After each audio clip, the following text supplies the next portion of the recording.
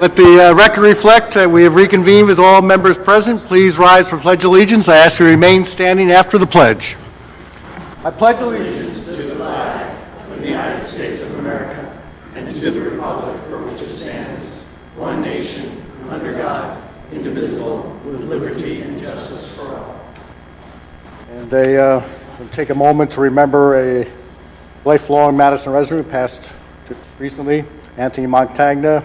Passed away on November 21st, age of 88. He was survived by his two sons, Anthony Jr., classmate of mine, going back to St. Vincent's, Nicholas, and one daughter, Rita, and their spouses. He's also survived by his brother Ralph and sister Anne Marie, 8 grandchildren and 4 great-grandchildren, predeceased by his wife Irene, and one son Vincent, and one brother Frank.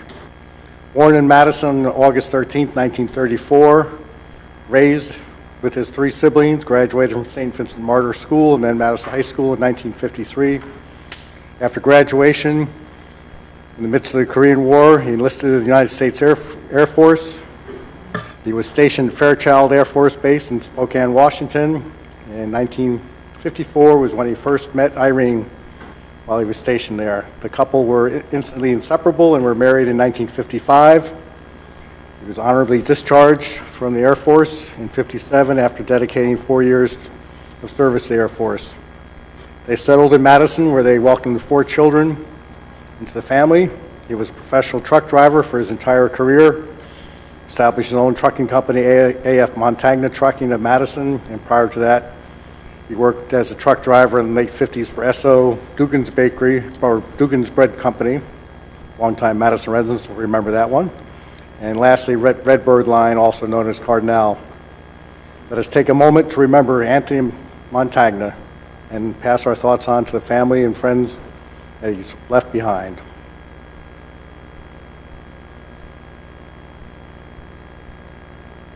Thank you.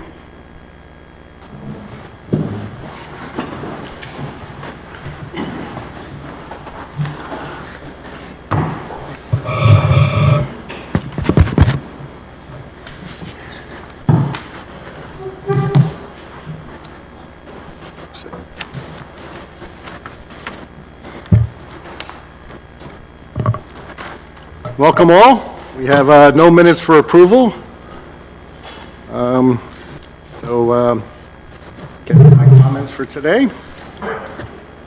Interesting day. We started with for those in Madison, a beautiful double rainbow over Madison. Many great pictures were shared, and hopefully many of you caught the sunset because it was equally beautiful today. And I hope that everyone had a great Thanksgiving weekend. I haven't figured out what it is about Thanksgiving. I always come out of Thanksgiving weekend feeling like I've been lifting trees all weekend. And of course, Friday we saw the arrival of Santa Claus, which was an incredible parade. And from the many floats to the amazing crowd, it was one of the most successful parades ever. We appreciate that Santa Claus always picks Madison as his place to be on the day after Thanksgiving. I'm sure he's got a very busy schedule, but he's here every year. But he knows this is the best possible place to be. I want special thanks to the Toto family for all the work they do to make the holiday season so special in Madison. And they were supported by many volunteers and elves, all organizing the parade and decorations. And I want to thank the Armstrong family of Pomeroy Road for the donation of a beautiful tree. It is, as always, a centerpiece of our downtown. And week before, November 15th and 17th, I attended the New Jersey League of Municipalities annual conference. It was kicked off by Sustainable New Jersey Luncheon, where Madison was recognized with a silver certification and Sustainable Champion Award for medium population. And there's only 3 champion awards given each year. Madison has taken multiple years, so we were recognized once again. So a big thank you goes out to Kathy Cacaval and Peter Freed for their leadership, and to all the Madison Sustainable Madison Advisory Committee for their work, along with the residents who commit to sustainable lifestyles. And then I also, the next day, moderated a panel for Sustainable New Jersey. And at the Mayor's Lunch, I was inducted into the League Mayor's Hall of Fame for my 10-plus years as mayor. So time flies, we're having fun. And on Saturday, November 19th, I attended the annual Wind of the Spirit dinner, As I noted a few minutes ago, their office is just relocated into Madison after 22 years in Morristown. At the dinner, they recognized their accomplishments and working with the immigrants and honored the volunteers for dedication. And among those that were receiving awards included a few Madison residents. So we congratulate them on 22 years and all the great work they're doing. And tomorrow I'll be joining several area mayors for a press conference on the impact on a 20% state health insurance program increase, an increase that will certainly have a major impact on our 2023 budget. So you'll be hearing more about that. That'll be at the Morris Township Town Hall at 10 a.m. tomorrow. And that is it for my comments right now.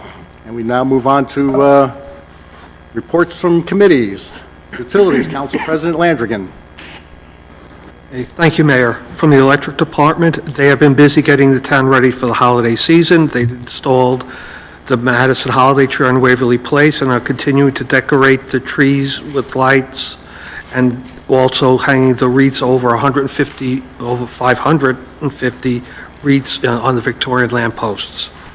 On Saturday, November 13th, the standby crew was called out for half power on Spring Garden Road. The crew determined that there were bad connections at the house and full power was restored within the hour. The department has been working on the electrical upgrade for the new project on Waverly Place, installing new conduit between the manholes. And from the Water Department, on Tuesday, November 22nd, the Water Department replaced the fire hydrant at the intersection of Knollwood and Hillview Avenue. The existing hydrant had been found to be inoperable during the yearly fire hydrant flushing and testing program. Thank you, Mayor. Thank you. Public Safety, Ms. Byrne. Thank you, Mayor. The Madison Police Department would like to thank the Mayor and Council, Borough Administration, Lisa Ellis, the Madison Christmas Committee, and all contributing borough departments and outside agencies who made the 2022 Christmas Parade a successful event. We wanted to also thank the residents and visitors for the support this past Friday night. Madison Police Department and Madison PBA Local 92 are once again collecting toys for the Toys for Tots program. Toys are collected and donated to children at Goriab's Children's Hospital in Morristown and Summit, as well as needy children in the Madison area. Donations of new unwrapped toys can be dropped off in the main lobby of the Madison Public Safety Building at 62 Kings Road, 24 hours per day. Donations can also be placed in the PBA trailer located in parking lot 3. For more information, please contact the Madison Police Department Community Relations Unit at 973-593-3034. Congratulations to Officer Jonathan M. Finocchiaro, who was named Madison, New Jersey Police Officer of the Year following the Christmas parade. Chief Misha announced the first annual Chief Vincent D. Chirico Office of the Year Award was awarded to Patrolman Finocchiaro following a vote by all department personnel as an employee who inspires Madison police officers based on outstanding performance, positive attitude, professionalism, and dedication to the Madison Police Department and the community. The Chief Vincent D. Chirico Officer of the Year Award is in honor of retired Chief of Police Vincent D. Chirico, who served Madison Police Department for 40 years, serving as chief from 2004 to 2009. Patrolman Finocchiaro, badge 161, was appointed in June 2020 after graduating from the Morris County Police Academy. Finocchiaro previously served 4 years in the United States Navy. Thank you, Mayor. Very much. Great news. And Community Affairs, Mr. Hoover. Thank you, Mayor. Ladies and gentlemen, December is going to be a busy month, so this is a fairly lengthy report, so please bear with me. The next meeting of the Downtown Development Commission will be held on Thursday, December 15th at 7:15 p.m. in the committee room, which is right next door at Hartley Dodge Memorial. A special thanks to Madison residents Chuck Ellis and Blair Conley for hanging all of the white lights on the poles in throughout downtown Madison. The annual Secret Santa holiday giveaway begins this Saturday, December 3rd. Shop in Madison, New Jersey on 4 consecutive Saturdays starting December 3rd through December 24th, between 12 and 3 p.m. You may be randomly approached by a special Secret Santa and awarded a Madison gift check in the amount of $25, $50, or $100. One gift check for each denomination will be handed out to lucky winners each Saturday. The more you shop, the greater your chances to win. Next, in coordination with the Madison Arts and Cultural Alliance, the DDC will provide free holiday entertainment on Saturdays, beginning on December 3rd and concluding on December 24th. The schedule is the 12/3. December 3rd is Florian Chant's Brass Carolers. December 10th, Christmas Matters Victorian Christmas. December 17th, Anthology Quartet. December 24th, Anointed Friends. The Shabbat of Southeast Morris County menorah lighting will take place on Sunday, December 18th at 5 p.m. at the Madison train station across the street on Kings Road. Our primary concern is everyone's health and safety, and therefore we will be providing a live stream option so that residents can choose to watch in person or from the controlled comfort of their own home. View the virtual lighting on YouTube. During the lighting, road closures will take place on Kings Road between Green Avenue and Prospect Street. Santa will be available for visits and photos on the weeks leading up to Christmas. You can reserve a time to visit Santa at www.rosecitychristmas.com. Each time visit will cost $20, which benefits the Madison Christmas Committee. From the Chamber of Commerce, the Madison Area Chamber of Commerce is inviting children to participate in a month-long search to find Rosie the Rose City Reindeer this holiday season. Beginning Friday, November 25th, more than 40 chamber member businesses will participate in the creative and fun activity to help highlight the holidays and all that is wonderful about shopping in Madison. This free event is open to the public and for children only. For a list of participating businesses, visit the chamber website at madisonnjchamber.org. The Madison Chamber of Commerce would like to remind us that a gift check program is a great gift for teachers, coaches, friends, families, just about anyone. Excuse me. Madison gift checks are for sale in any denomination all year long and can be used at most Madison businesses. Gift checks can be purchased by check or cash. To purchase a gift check, please see Antonella Celia at Investors Bank located at 134 Main Street. For bulk orders, please call ahead at 973-408-9222 or contact her by mail at achelly@investorsbank.com. From the Madison Community Arts Center, the Madison Holiday Arts Festival was a great success with venues at the Madison Arts Center, METC, the Museum Annex, Harvest Bistro, Shanghai Jazz, and Grace Church. A well-attended Sunday event was added, an evening event on Friday after the parade, a concert presented by former participants in the Madison Summer Recreation Musicals, and a music showcase on Saturday. Since we started the event in April, the music showcase has been well-attended.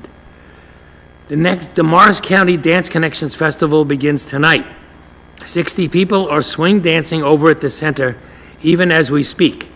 Events include blues singer Antoinette Montague with 2 tap dancers who perform regularly at Lincoln Center, nationally celebrated solo dancer Claire Porter, the Drew University program, the Thomas Edison Festival Films on Dance, Carolyn Dorfman Dance, and the Iskar Ukrainian folk dancers.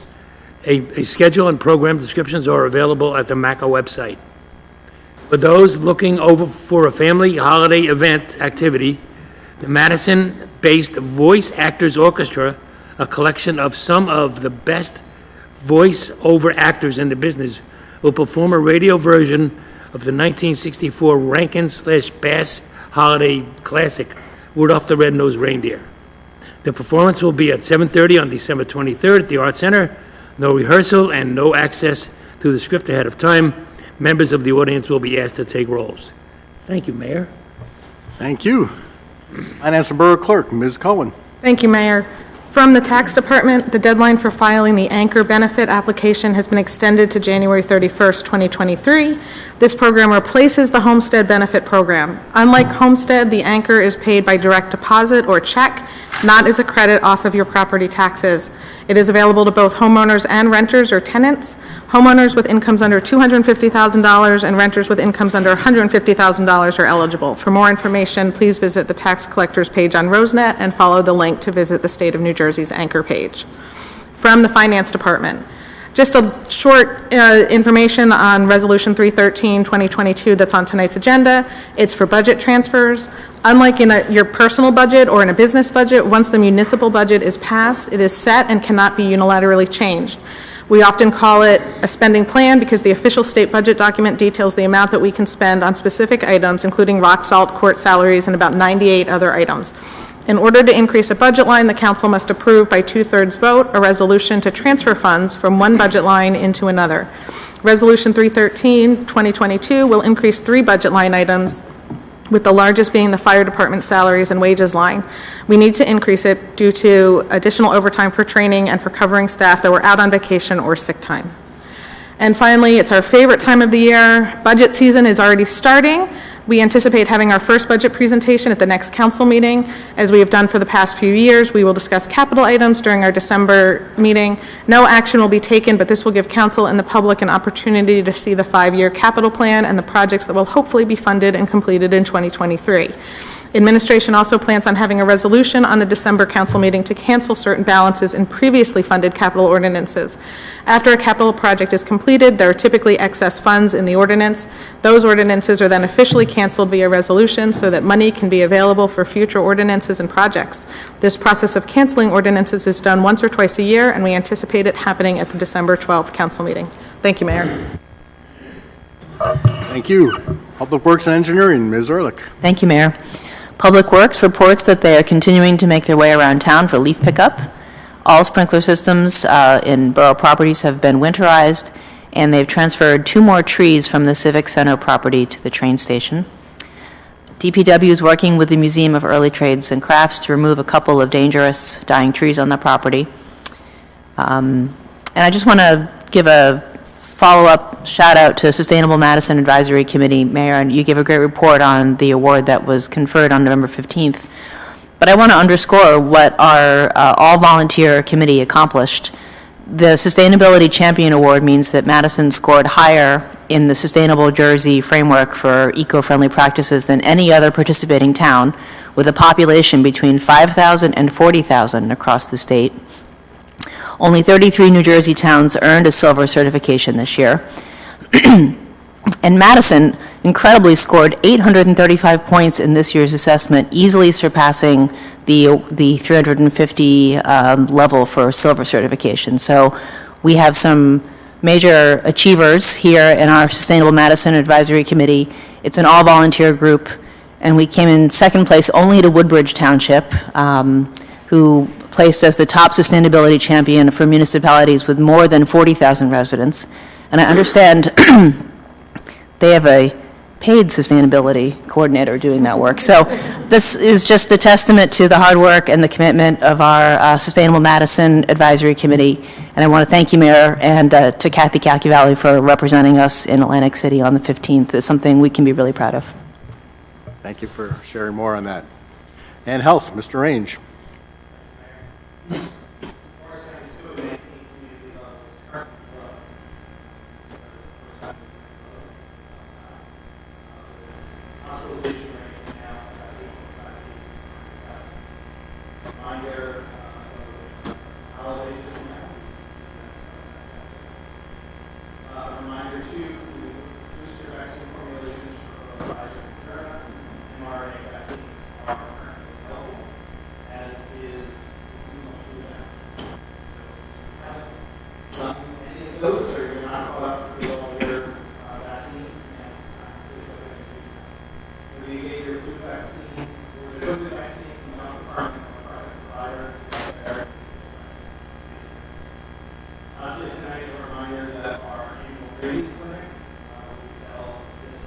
Saturday, December 3rd.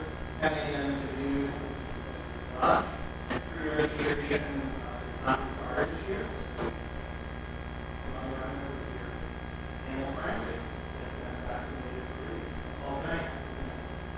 Thank you. Communications and petitions. Yes, Mayor. Council received 2 items. A letter dated November the 23rd from Lois Vanono of Pine Tree Terrace, raising concern regarding the proposed medicinal cannabis dispensary, and an email dated November the 28th from Diane Wood of Essex Place, also raising opposition to the medicinal cannabis dispensary in Madison. Thank you. And now we're on to our first of 2 invitations for public comment. This one is limited to items on our agenda list, or agenda discussion. Also, the resolutions are listed on the consent. I will go through those in just a minute. And if you do comment on either the agenda discussion or the resolutions, you will come up to the lectern, state your name, your address, write the same on the clipboard. Try to keep your comments to 3 minutes or less, but we will give you a 1-minute grace and stop you at 4. So we do have agenda discussion, which is the medical cannabis dispensary application hearing, but that will be a true hearing. So you're aware, if you want to comment directly on that, you will have a time after the presentation. There'll be a presentation by the applicant. There'll be questions from the council. There'll be questions from the audience, comments from the audience, and then comments from the council. So there'll be in a way, there'll be 3 invitations for public comment today. Later in the meeting, we will have another public comment period where you may comment on any topic. So these are the topics. Again, agenda discussion is medical cannabis dispensary application hearing, and these are the resolutions that will be on the consent. Resolution 308 is contract to Facility Solutions for an interlocal purchasing national co-op, which called TIPS, for the purchase of LED light fixtures not to exceed $38,000. Resolution 309 is endorsing New Jersey Safe Routes to School program. Resolution 310 is approving a raffle license for the Madison Ice Hockey Booster Club for a raffle on February 10th. Resolution 311 is supporting federal legislation to establish a grant program to fund state and local enforcement efforts to combat auto thefts. We did one for the state level. This is now the federal level that Councilwoman Mikey Sherrill is taking leadership on. Resolution 312 is the already mentioned budget transfers.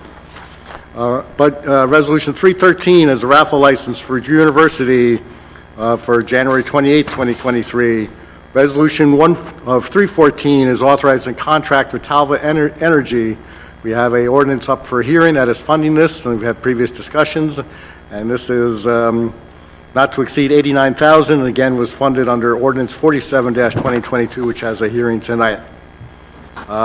Resolution 315 is confirming the membership of Benjamin Steele in the Madison Hose Company Number 1.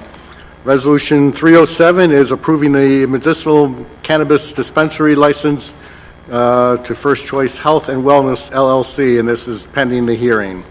So those are the resolutions you may comment on. If you want to comment on those resolutions or the agenda discussion, please step forward now. And again, a reminder, there will be a hearing and comment period for the application. Anyone wishing to comment, please step forward. Seeing none, I close this part of the meeting. We now move on to our First Choice Health and Wellness. I invite them up to the podium to do the presentation.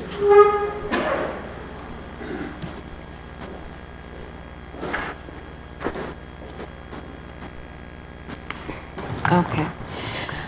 Good evening. My name is Mary Lou Lopez. I am the majority owner and CFO of First Choice Health and Wellness, a minority and women-owned business.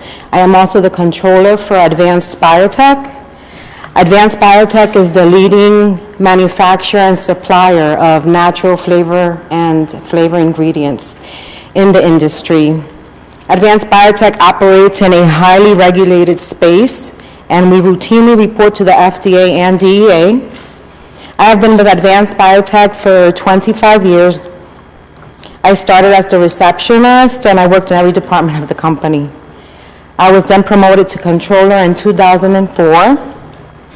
While I worked at Advanced Biotech, I attended Berkeley College at night full-time, earning an associate's degree in 1999 and then my bachelor's in business management in 2004. I currently oversee the company's budget, financial planning, and cash management. I also have experience coordinating accounting and reporting activities between our U.S. operations and Europe, as well as our banks, outside tax accountants, and auditors. I have extensive knowledge and experience in maintaining policies and procedures, overall treasury activities. I also supervise and have trained all the employees in our accounting department. With more than 85 years of combined experience between myself and my partners in a highly regulated industry, I hope that the community of Madison will feel at ease with allowing First Choice to be a part of their community. Thank you.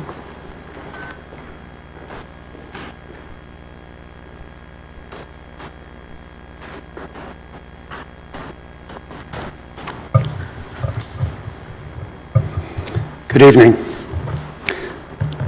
Thank you for the opportunity to present First Choice Health and Wellness to the community. I am Augustine Isernia, a partner of First Choice Health and Wellness. Unfortunately, James Mulligan could not be with us this evening as he is dealing with several family health issues this evening. I am currently the president of Advanced Biotech, located in Totowa, New Jersey. I've held that position for the last 30 years. I've always worked on the commercial side of the business, marketing, sales, setting up global distribution and agencies for Advanced Biotech. James Mulligan and myself have a combined, you said 80, 85, yeah, probably a little bit more than that, but between the three of us, of operational experience and success that we will bring to the new entity to help it move forward in this process. Together, Jim and I have built 5 factories, one in the US, Mexico, Germany, and China. We have several factories as well. So, we currently produce, as Marty mentioned earlier, flavor and fragrance raw materials, also some nutraceutical extracts, and pharmaceutical intermediates. In all, we produce about 1,000 ingredients. Those 1,000 ingredients, I would say, touch about 50% of all natural food products, foods in the United States. So one of our ingredients is sure to be in a lot of those health drinks that are in the marketplace, still beverages, dairy products, ice cream, and so forth. As Mary Lou mentioned, some of these products are heavily regulated. We have we have monthly reporting to the FDA, USDA, and the Drug Enforcement Agency. And of course, our in-house rabbi for all our kosher ingredients. By the way, I'm very proud to say that we have never been cited for a violation in the 30 years that we've been in business. So we have a clean track record with the governmental agencies. Our teams are accustomed to selling direct to the public. James and I also own Toms River Brewery in the state of New Jersey. In this challenging environment, Toms River Brewing has been appointed the official craft beer of the New Jersey Devils. And we developed a beer called Stick Toss, which you can find at the stadium. So, ABT has always been a good neighbor. We always strive to support local activities and charities. On the international level, we've been supporting 2 Costa Rica schools with with school supplies and food. This program cares for over 100 students at this time. We also recently sponsored a plastic recycling program for the province of Guanacaste, or Santa Cruz in the province of Guanacaste. We will deliver plastic bags to all the schools in the area. They will bring them home, fill them, bring them back to the school. Our trucks will pick them up along with our partners, deliver them to a processing facility where they will be macerated and milled and combined with other natural products to produce eco-friendly building blocks for low-income family homes. Okay? So, as you can see, I am very proud of the success, not only of our people in the workplace, but also in the communities that they live in and support. So, Madison, what can you expect? We will certainly be there, hand in hand, working together, and we want to become part of your community. Thank you.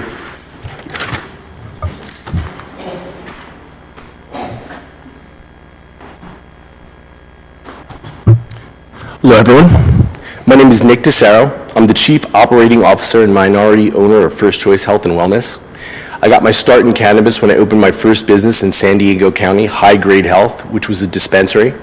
I worked in nearly every area of the cannabis industry, from wholesaling to cultivation to manufacturing. I've done a little bit of it all in my time. I've been working in this industry for over 10 years, incident-free, operating above board. It's my pleasure to be here in Madison with you, not only today, but for the future. So I guess we're going to go through our slideshow now. Next. Our first choice, Madison, New Jersey. We chose Madison because it's centrally located in New Jersey's North region. It is also located in Morris County, and the only dispensary in Morris County at this time. It's rated the #1 best place to live in New Jersey, 2019 New Jersey Monthly. It has a thriving downtown central business district with access to public transportation and proximity to several medical facilities. Next. The facility itself is located at 340 Main Street. It has ample on-site parking, a single-point entry and exit from the building's rear, which does not face the public or Main Street. The entrance to the lobby leads directly into a large interior waiting space for our patients, and medicinal sales are conducted in a secure, safe waiting room. The bank itself is a former bank location with drive-through associated with the prior, although the drive-through associated with the prior bank is no longer operational and is closed. Next. Our patient experience is intended to facilitate patient access and create a private, safe, and individualized patient experience. Once inside, all patients and caregivers must check in and provide government-issued identification and a state-issued medicinal program registration card. In the sales area, patients and caregivers will interface with patient-facing counselors to ensure that patient-caregiver has a personalized and private experience. All medicine dispensed is sealed and in packages and containment that is in line with New Jersey state regulation. No on-site consumption is permitted. This includes sidewalks and our very large parking lot.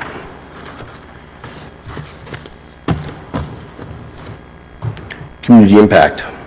Our odor mitigation program odor mitigation, no cultivation or manufacturing occurring on the premises, which means that there really is no odor associated with cannabis, in the capacity that we're working with it.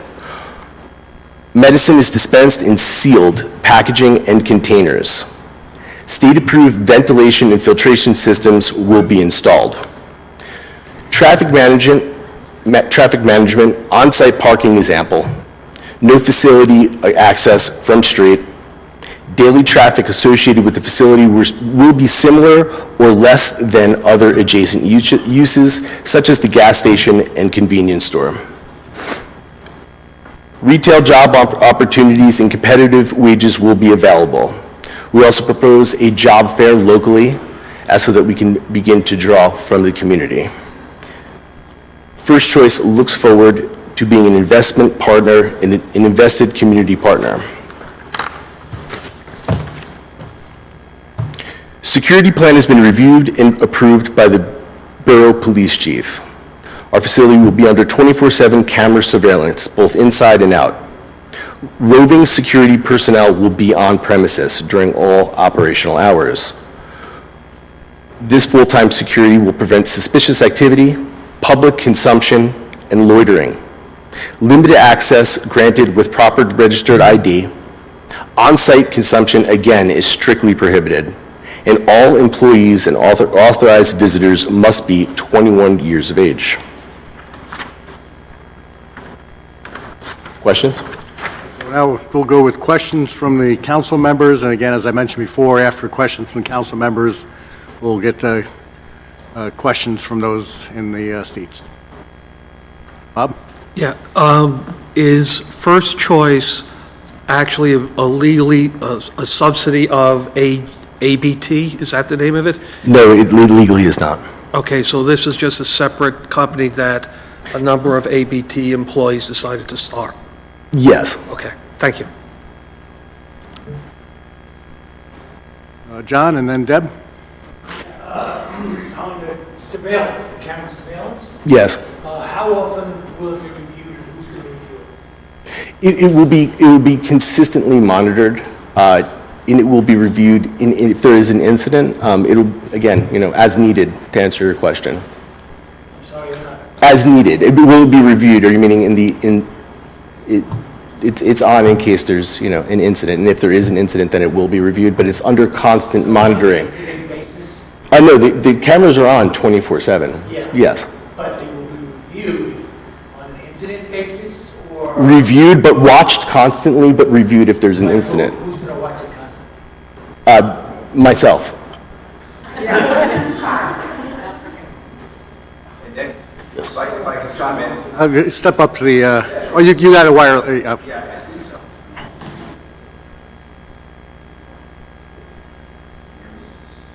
So just let me answer the question. My name is Ryan Mickey. I'm the attorney for First Choice. Under CRC regulations, actually, the surveillance video actually has to be... My microphone works better when it's near your mouth, sorry. Sorry, I didn't think it was picking me up. Under CRC regulations, the surveillance cameras and the video stream that creates also has to be accessible to the regulatory commission at all times. They have to be able to have access to that stream, in addition to self-monitoring.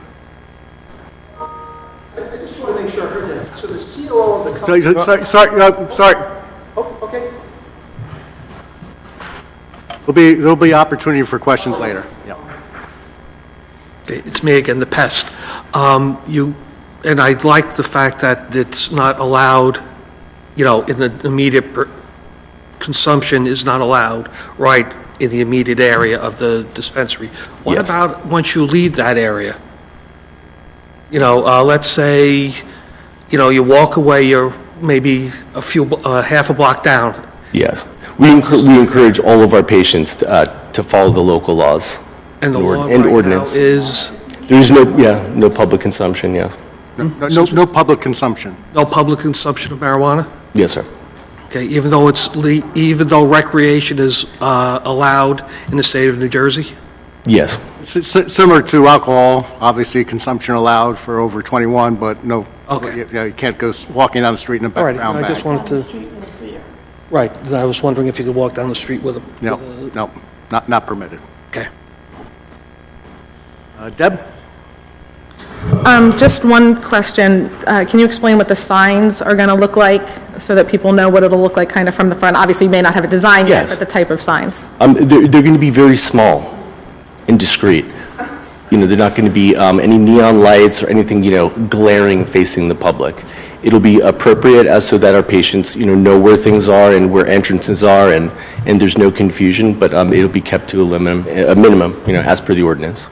Is there an indication, and I'm somewhat asking this for the public's knowledge, is there an indication that it is a dispensary, or is it just a name? Yes, there is an indication that it is a medical dispensary. That's all. Rachel? No, go ahead. Nope. there was a slide that maybe got glossed over. It was at the top of the presentation that I'm reviewing, and it has a little bit of background about First Choice. It mentions that First Choice was a 2019 medical marijuana dispensary awardee. Yes. That only 10 awardees were selected for Northern New Jersey out of 198 total medical license applications. So in trying to get a handle on how First Choice came to be selected as an awardee, can you give us an idea of what the criteria are for selection to be an awardee? And my second part of the question is, does First Choice have other locations? I'm trying to get a sense on how the business is getting underway here. Is this your first location? Do you have experience? Tell us a little bit about what kinds of operations, you've run in the past, either individually or as a group. Well, we basically gave our body of work, mine as it pertains to cannabis is, my company, High Grade Health. That is it was a medical dispensary, so it falls in line, with the same level of expectation, providing patients with efficacious medicine that, meets, the requirements of whatever it is that brought them to the doctor that day. I think also OG has a large body of work working in regulated industries. I think that's why he spoke so much about ABT. We don't have any cannabis locations anywhere else. This is our only location. And could you repeat the first question? The first part of the question was, what were the criteria for selection as one of these 10 awardees for Northern New Jersey? The criteria was pretty rigorous. It's a lot different than it actually is conducted now. Previously, it was held by the Department of Health, and it was a heavier lift, so to speak, just in terms of creating a work product for the application. It was pretty rigorous. And the application itself was several hundred pages.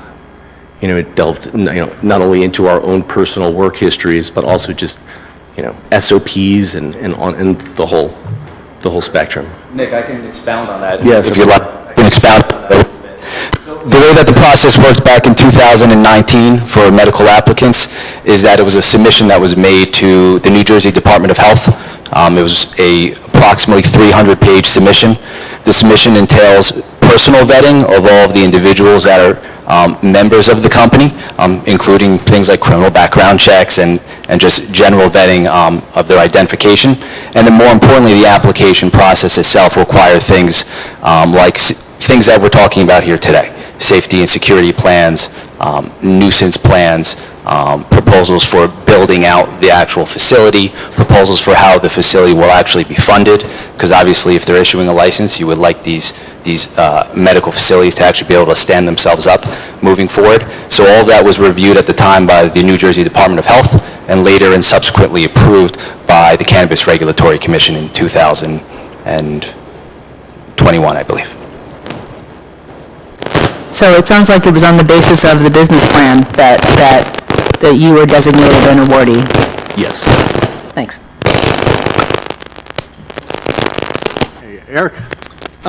My question was actually directed towards that 2019 round. Just to be clear, those rules for the medical cannabis dispensaries at that time, that predates the recreational cannabis referendum, and those rules were what we would categorize as more stringent than maybe even the recreational ones are today. Would that be a fair characterization? Yes, sir. Okay.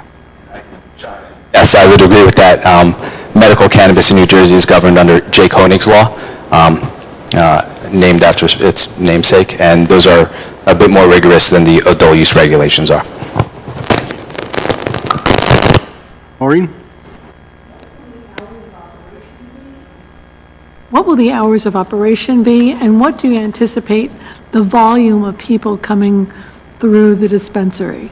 The hours of operation are dictated by the ordinance, and I would say we'd anticipate anywhere between 30 and 50 people coming through on a day. On a daily basis? Yeah. Thank you. Other questions? Deb? Just something else with the identification. Since it's medical only, it's not just a license they have to show, there's a separate card. Can you, I don't know if you know, can you describe the process that somebody has to go through Like, I can't just go to my doctor and be like, hey, I want a medical marijuana card. No, I don't suppose you could just say, I'd like one, but I think you could explain to him your reason for coming and inquiring. He would go through the program with you.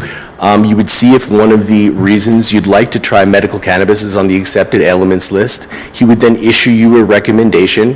You would go through the state's process, and you'd wind up with a card, which is your medical marijuana ID card. It corresponds to your driver's license, and you go from there. One last question, and I'm done with the questions. You're allowed. You mentioned that there'll be a sign on Main Street. What will that sign actually say? Because I know there was I think a little confusion there. Will it say that it's a dispensary for medical cannabis, or will it just say you're a dispensary, period? We're still not sure exactly how we're going to go about that. All we do know is that we're going to work with the town, and however the ordinance says that we should go about that, we're going to follow it. And that would be regulated, one, by any state requirements, by our zoning requirements, and then also anything that what we put in our actual ordinance permitting medical marijuana. Yes, Mayor. Would also be. Any other questions from council? Okay, we will now go to questions from the audience, and the way this is going to work is I'll work our way back, but you do have to come up to the lectern, state your name and address, so you have that for the record. We're also, if you're not near a microphone, we don't get you recorded, and those watching at home will not be able to hear you, so that's why you need to come up here. If you have multiple questions, we'll ask you to ask all the questions, and then you can take a seat, and then we'll be asked, and then we'll get the next person up. So we'll go second row on this left side. Please come on up. Hello, my name is Rachel.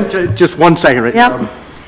The hours for, just as he mentioned, the hours will be within the ordinance, so the hours are 8 a.m. to 8 p.m. Monday through Saturday, and between 9 and 5 on Sundays and holidays. That's what is permitted by the ordinance. Okay, now you can go ahead.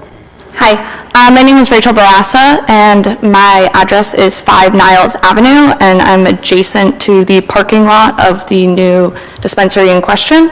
My first question is in regards, I'm a code official for the state of New York, so I'm going to go code-wise. My first question is in regards to zoning. As of right now, the property is already not in compliance with the zoning requirements per section 195-32.5, which is the community commercial zone regulations, section C, which requires that parking areas shall be screened from view of adjacent residential zones, existing residential uses, and public roads by landscaping, fencing, or a combination of these to create a buffer of at least 4 feet in height. Landscaping shall contain a mix of plants sufficient to screen the view of vehicles in all seasons. As I purchased my house in March in Madison, which is very exciting, we noticed immediately that we had this view of this parking lot, and there's absolutely no boundary between the parking lot and our property. So this is already in violation. I was wondering, is the tenant going to be responsible for making sure that this is no longer in violation, or will it be the owner of the building? Any other questions that you have? I'll let everyone else cover it. Okay. All right, so you can, I guess for one, it's probably a pre-existing condition that allowed that to be non-screened, but as far as, that doesn't mean the new tenant wouldn't be able to improve the screening on it. Would First Choice be willing to look at the screening and improve? Okay.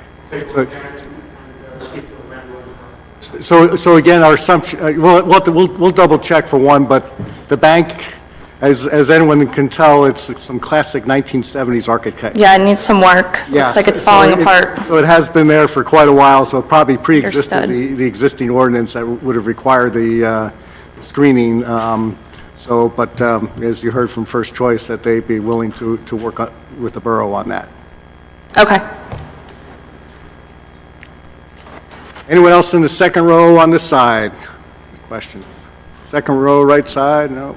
Got it out, okay. How's it going? I'm Joe Kirk, wife to Rachel on 5 Niles Ave. Since we have this lovely slide up, So out of the applicants, I'm seeing from the 2019 scoring that First Choice was in the bottom half of the selected awardees. So I was just wondering, I guess, for the council, why someone in the bottom half would come to the number one town.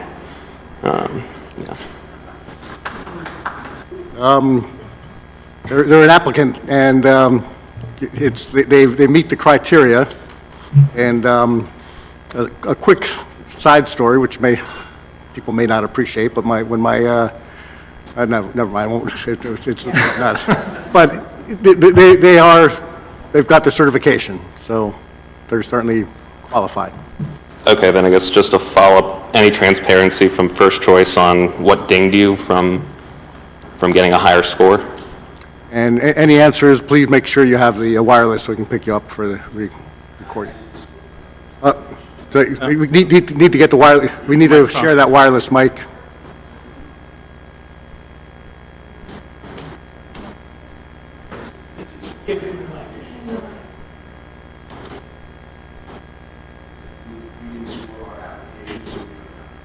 Did they provide any feedback on why you? No. It's okay. So bottom 50 for the number one town, that's all. Anyone else, second row, left side? Questions? Second row, right side? Okay, third row, right side, any questions? Okay, we'll go over to third row, left side for questions. Please step forward. Good evening. My name is Mike Walker. I'm on 11 Niles Avenue. Appreciate the opportunity to ask some questions. So this question actually came up during your presentation. I find it remarkable that the COO, and in my role in healthcare, I call on COOs from hospitals throughout the entire United States. We call these folks the red carpet folks. Their roles in their respective hospitals are very high level. So try to keep, right now it's a question. So I'm trying to understand, how are you going to monitor, you, the COO, the security cameras, based on the hours of operation that were just shared? How are you going to physically monitor that security camera? It sounded like it was an off-the-cuff answer, and it's still being ferreted out. How are you going to do that? Microphone. The way I answered that question may have been based on a bit of a misunderstanding, which means to monitor, review, job user review. In my experience, when you review something, you're going back over. The camera system is monitored 24/7, not only by actual human beings, but by artificial intelligence, which picks up things like people in a parking lot after hours. We would go as far as to recognize license plates. When you were to come into that dispensary, I can search you by your gender, what I think your height is, and the fact that you were wearing your green jacket. We will take all of the security camera footage that has somebody that's wearing what you have, and we'll send it to you. So technology helps us. Okay. Next question is, I saw in the presentation the use of medical medicine. The U.S. Department of Health and Human Services has recognized and categorized marijuana as a Schedule I drug. The definition of a Schedule I drug is no accepted medical use, lack of accepted safety under medical supervision. Based on that Schedule I categorization, how are you associating the word medicine with this whole scenario? I'm sure I understand that question, but I'm not the one associating with that. It's the state that passed the law. And even though it is a Schedule I drug, people are closely looking into that, and, everybody makes mistakes. Yeah, there's more to be said on that. I guess my last question, I want to leave time for some of the other folks. It's my understanding that medical marijuana can be smoked, consumed in any location within a jurisdiction where tobacco smoking is allowed. So I heard comments that, no, it's not going to be allowed here, it's only...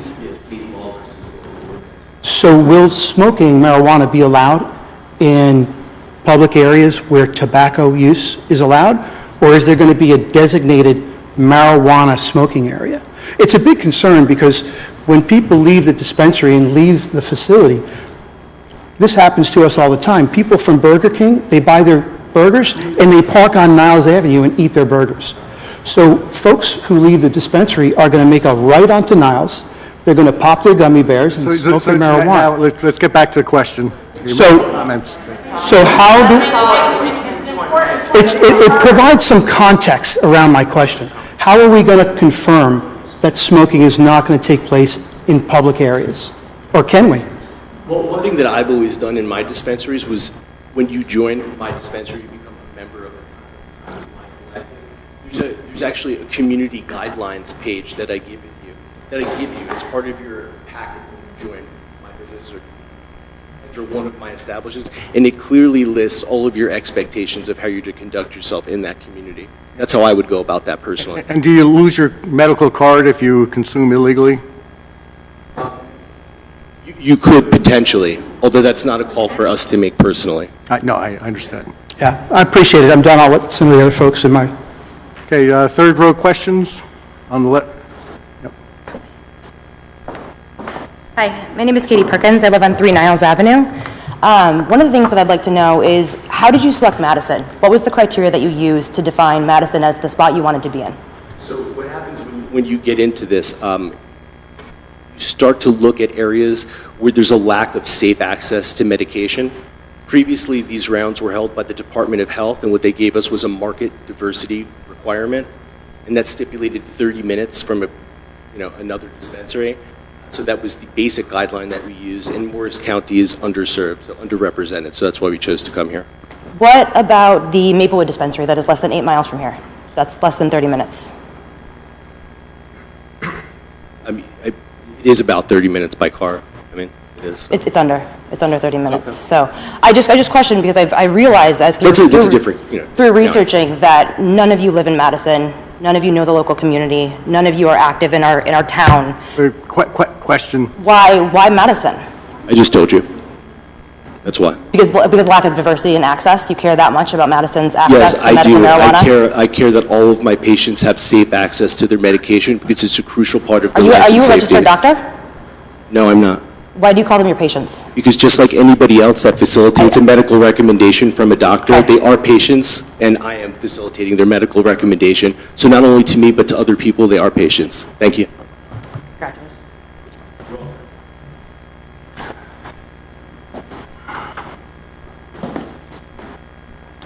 Hi, good evening. My name is Dean Nimmo. I live at 9 Niles Avenue.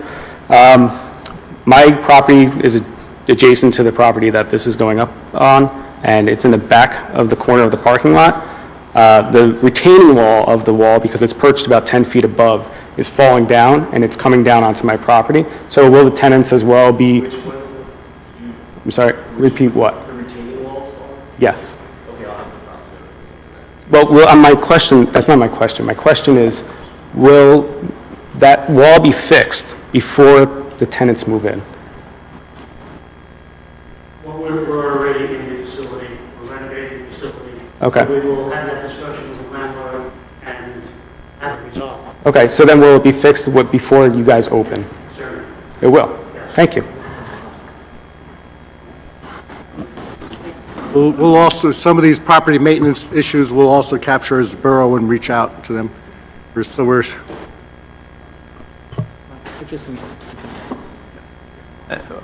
One thing on some of these property maintenance issues that are coming up, one of the steps further down the pike for this process, if we were to approve the license now or in the future, is the concept of a developer agreement where the borough still maintains some control to address some of these things, where if the borough wants to enforce that, that could be a stipulation of awarding the license and actually having it come to pass. So I think it's important that you continue to share this feedback, and there is, even if we were to vote tonight to award the license, down the road we have this developer agreement that gives us sort of control, and this is similar to other land use type hearings where we would be able to enforce some of those items as stipulations for the license. So just as a point of clarification there. Thank you. How are you? My name is Brendan Resney. I live at 8 Niles Avenue.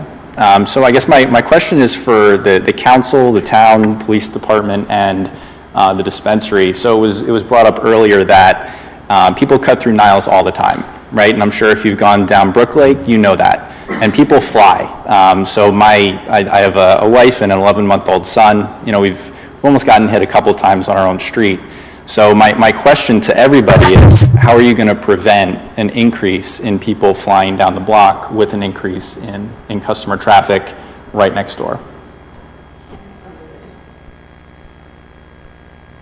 It's a good question. I think for the most part, the traffic flow would, because obviously most of the traffic you're seeing there are probably even more so coming up Brook Lake from Florham Park. You want to avoid the light. They're coming up that way. Well, we're at a center point. Yeah, you'll see some of the other direction also, right, taking the left. So our street's right at a center point, right? You get to Brook Lake, you go to Florham Park, there's Chatham Middle School, right down the road, and then there's Kings Road. And kids walk, you know, not only on our street, but they walk to school in both sides. So that's a concern for you know, myself and my wife, and I'm sure a few other residents, you know, people flying through there. I wouldn't mind adding something to the community guidelines about that. You said you had a comment on that? Yeah, I wouldn't mind adding something about observing speed laws. And, okay, yeah. I wouldn't mind adding something like that. So you'd be supportive. With the chief here, I think what we can do now is, you know, we've monitored Niles on a fairly regular basis because we know it's one of the trouble spots in town. So we can do some monitoring and get a baseline for traffic counts and speed. That's what those monitors do. They give you the speed limit. We're collecting data at the same time. And then we can do it, you know, won't prevent us from waiting to do more things for Niles, but could do also, and after the business opens, to see if there is an effect and what we can do to mitigate the issues. My point is we do have the signs up of, you know, keep the kids alive, drive 25, you know. For anyone who lives on the block, they know that, you know, no one follows that. So really concerned that, you know, right in our backyard is going to be, you know, more customer traffic, potentially with people driving out, parking on our street, you know, and smoking, eating gummies, whatever it is. But my last quick question, I won't ask for a show of hands, but you know, if you reflect on, you know, your own homes, would you want this in your backyard? And I'll just leave you with that. Thank you. That was more of a comment. We'll take it. Thank you. Anyone else in that row? Okay, we'll go fourth row back on this side. Thought I already called. Yep. So. Suzanne Schreiber, Greenwich Court. I had a couple questions. You said that you expected 30 to 50 people per day. Cars, you know, what's that based on? Also, what's considered the immediate area? If there's no consumption in the immediate area, what is the immediate area? Is it the parking lot and then you're done? Basically the area that we have physical control over. So the parking lot. Okay, and I'm confused because you said you're in? You're in the building? Okay.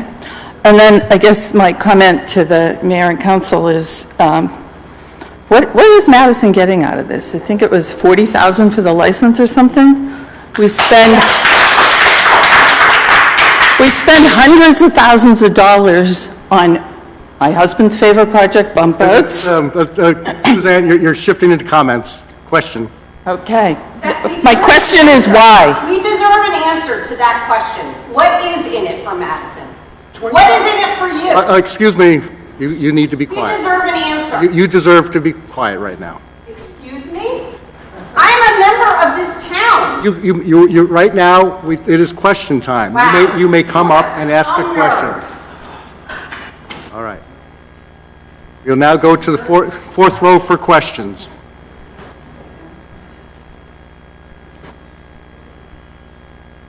James Bradley, 7 Niles Avenue. This is a question for you, Mayor. Why wasn't this on the ballot for the town of Madison to vote on? This is not a referendum type. Most of the legislation in the town is done by a governing body, and was done through an ordinance process. Don't we have a say? That's- Yeah.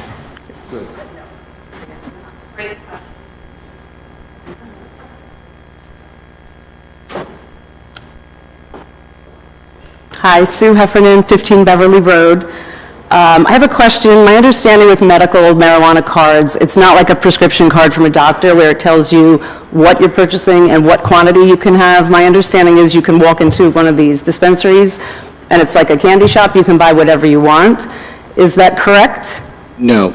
Okay, so how is the quantity limited by what the person is purchasing? The state sets strict limits on amounts that you can purchase, and they're monitored by compliance software.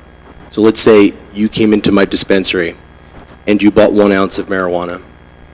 When you came back the second time that month, it would say exactly what you'd purchase and let me know how close you are to your allotted maximum.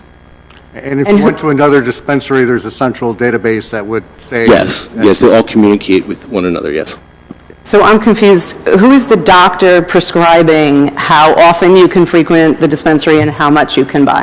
It's not up to the doctor to prescribe the amount of times you go to the dispensary. He's just giving you a recommendation for treatment, and I'm helping facilitate that. So the doctor doesn't necessarily give you like X amount of Y strain 3 times a day. It's just not like that. So if it's a recommendation, then how are you limiting the quantity? How do you say to me that I've reached my maximum? If it's a recommendation, I can say to you, I want more. You're not making the recommendation to me, the doctor's making the recommendation to you, and then the state stipulates the guidelines, and then we follow them. So the state is going to know if I go into that store and say Yes, to you, the I state want will more know. than was recommended? Yeah, they I have find a that reporting interesting. software, it's called Metric. Okay. Okay, I did not understand that. So my other question is, we talked about the surveillance cameras, and my perspective is that that's going to help your store if somebody breaks in and robs something. I go in there with my medical card and I buy what I want and I leave. Who's protecting the kids that are on the schools that are located very nearby and on every playground where we already have drug issues in Madison? Just failing to see the parallel between the medical dispensary and the safety of the children in school, so I don't know how to answer Well, I don't fail to see that parallel, because we have an issue because you have the already, 21 and we're making it kids. easier access. Because anyone who has a medical card can get what they want They're and go 21 down to the or playground and older. sell it to our kids, which happens without the dispensary in Madison. So we're adding to the problem we already have in town. I understand. And that's sad. And that's, there's a degree of criminality to most, anything, and that's not acceptable behavior, and we don't Yeah, but stand when for you're that. talking about teenagers, we need to protect them from the criminals, because they don't even have a fully formed frontal lobe. So we're talking about children, and Excuse me, again... I think we need to protect our community, and I'm looking to Madison now to say, I hope you're hearing this. You can make comments. I think it was a very valid question, and there'll be comments. It's a big concern. Yep. And I have raised 3 children here, and over time, I have 2 in college, 1 in high school, and it keeps getting worse and worse, and now we're allowing more. Thank you for your time. I just want to add, I had looked into better understanding New Jersey's medicinal cannabis program, and what I read, to answer the question that came up, was that as part of medicinal treatment, patients receive cannabis orders from their doctor or other healthcare practitioner of up to 3 ounces for every 30-day period. So that's the quantitative answer by New Jersey law, is that you can be prescribed up to 3 ounces, and then according to the applicant, that is tracked in a database across the state. So I think that's the answer. And also related to, obviously, access to drugs of any type is a concern for all. What we're talking about here is a regulated industry as opposed to what it has been prior to now. And there's also obviously experience of other states and other communities that have had medical cannabis businesses open up, and learning from them, track record has not seen a degradation in enforcement. And again, we're just on questions still. Yes, go ahead. Thanks. I'd like to know why the COO didn't know the answer to that question, if he's planning to open a medical... Address, please. Carrie Cosolino, Central Avenue. So I'm in the middle of town, not adjacent to the... There are a lot of people that would like to be here tonight. I'd like to know from the town why this wasn't more widely publicized, this public hearing. I only found out about it an hour ahead of time. There was a very vague article in the paper like months ago, and then it was buried and planted for Monday after Thanksgiving. I find that very interesting. I would like to go on the record and state, I would like to know from this council what is in it for Madison to have this in this town. I'd like an answer. Yeah, we'll cover that during the council discussion time. For the public? Yes. Yeah, all this is... I still want to know why he didn't know the answer to that question. What? He did answer the question. He knew what it's based on the doctor? How did she know the actual information? Excuse me. Yes, I'm asking questions. I'm not stating anything. I'm asking questions.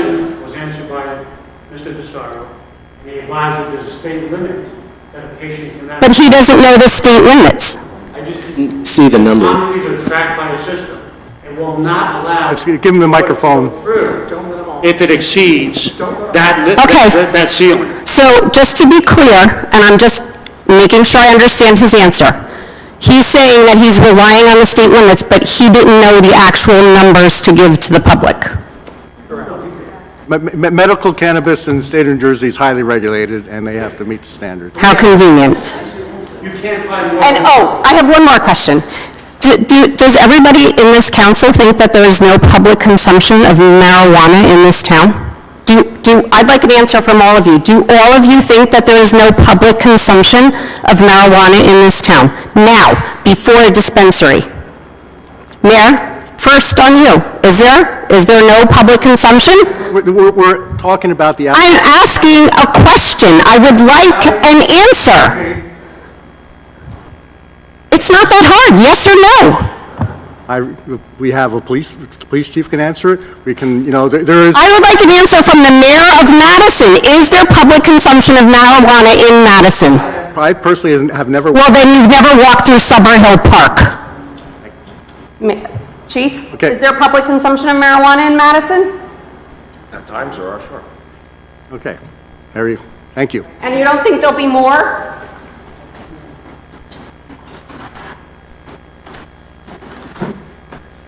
My name's Monica Preston, 47 Fairview Avenue.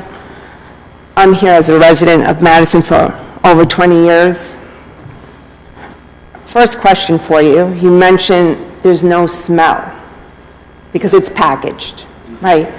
The consumption that you sell or you give to your patients, the cannabis that you give to your patients. Make sure you have a microphone, please. The cannabis that you give to your patients, is it in smoking form? Is it in flavor gummy form? What type of form is it in? There's several different forms of cannabis. There's cannabis flower, there are lozenges, there are tinctures, and there are vape cartridges. There are pre-rolls as well. All of them are in sealed packaging that's regulated by the state of New Jersey. Okay. They're not open. Do you have Delta 8? No. Okay. You mentioned that your company does all these different type of flavors. To me, it sounds like it's, talking to children with all these different flavors. Quick question, what's the question? Sorry, I'll get back on thing. Okay, so you said there's no smell, right, because it's packaged. But you do open the package and you can smoke the cannabis, and there will be smell? Not on site. I'm not saying on site, but eventually, excuse me, I'm not done, but eventually you get off of site and you open up the package and you'll be able to smoke it, and there will be a smell. That's what I'm asking. You will be in your living room by then. Okay. We're hoping. I won't, because I don't smoke weed. Microphone, please. So that's what I'm asking. Okay, so there is smell to your product that you'll be. So certain products have smells, things like tinctures and things that can just like lozenges usually don't. No, I understand. I was talking about the smell of marijuana, the smell of marijuana that everyone is familiar with. That's what I want to know. Yeah, like eventually you can smell it when you smoke it. Yeah, just like a cigarette. Okay. what's your revenue going to look like if you open up a year? What's the revenue? How much money are you going to be making? Oh, okay, well, give me a ball, you don't know. You're putting all this money into this project and you don't know what your revenue is? Okay, I would like a number. What's your revenue going to look like? Okay. Okay. Okay. And my other question to this man, I'm sorry, I forgot your name. You said you were in already, in the building. So yes, we have a signed lease. You have a signed lease. And that lease, so what happens if they don't approve, what happens to the lease? If you don't know, if it doesn't get approved this evening? We have an ongoing dialogue with the landlord. Okay. Anyone else in that row with questions? Okay, we'll go to the next. I don't know if we went to the other side yet. Yep, go ahead.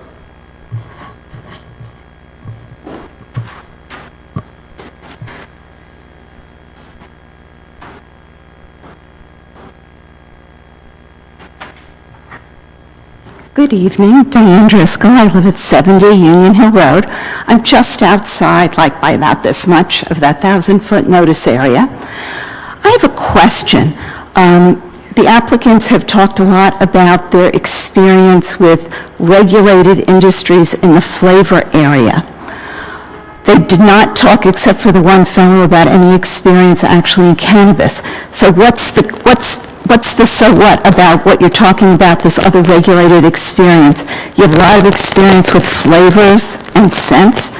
Is this to make your cannabis product smell and taste better, to encourage extra consumption? Or is it just that you don't have any cannabis experience, so you don't have anything else to tell us? So our experience was the regulatory bodies for drug-free groceries. So materials that we produce, natural extracts that can be used in pharmaceutical or nutraceutical products that we have to report to the drug enforcement agency periodically. Okay, but it really has absolutely nothing to do with cannabis, correct? Except that you're using it to flavor some of these products? We are not flavoring the products. We are not flavoring the medicine. It comes prepackaged, and that's how we are to sell it. Okay, and the things that are in the packages that are sealed, so they could be loose weed, they could be lozenges, they could be gummies, they could be whatever. Prepackaged goods, yes. Okay, and those prepackaged goods, as a few other people said, the minute they walk out of there, they're out of your control. That would be correct? Because what do you do when someone walks half a block down the block? You can light it right up, right? Once they walk out of your parking lot. You have no control at that point, correct? Well, again, as Mr. Busaro mentioned earlier, we will give guidelines to our patients as to what's appropriate.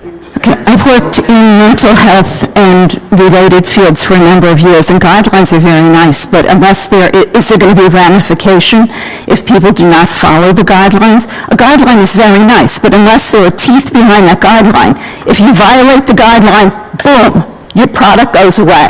How do you make that happen?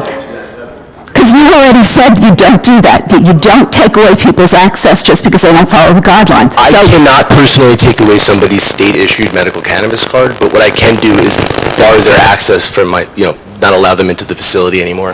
If you don't respect the community guidelines, then you don't need to be part of our And community. are you going to go on record as saying you will positively follow that if someone violates the guidelines, you will not serve them anymore in Madison? That's an easy one to follow, yes. Absolutely. I mean, I do have the same question. I think probably everybody has had. What's in it for Madison to have this? Anyway, so we'll make sure we cover that. Thank you very much. Thank you, Diane. Anyone else in the back? Yep. 5% tax rate.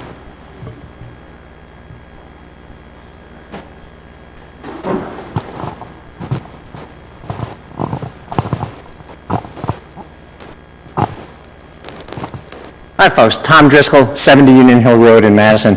I don't want to comment, I think people in Madison are very proud that Madison's viewed as a very livable city. We saw that on one of the lead slides.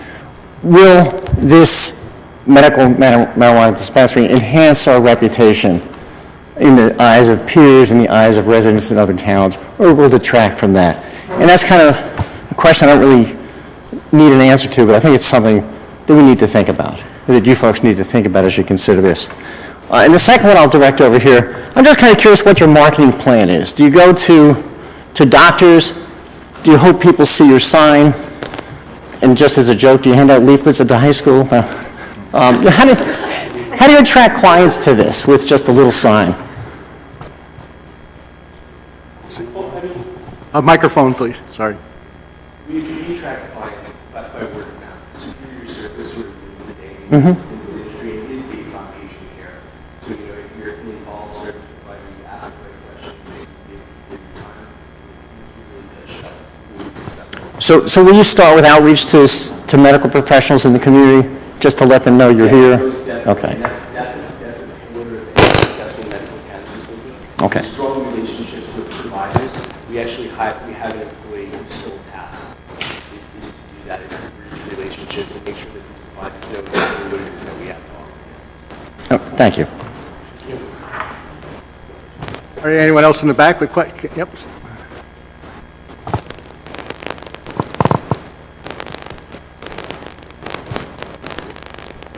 Hi, Sam Tickner, 68 Union Hill Road in Madison. I just have a simple question. Is the proximity to Chatham Middle School an issue, or do we not care about Chatham? The ordinance called for a certain distance away from schools, and it was measured from the middle school also. Do you know exactly how far away it is? Well, the ordinance is 750 feet. So it's outside of that? Correct. Okay, that's my question. Thank you.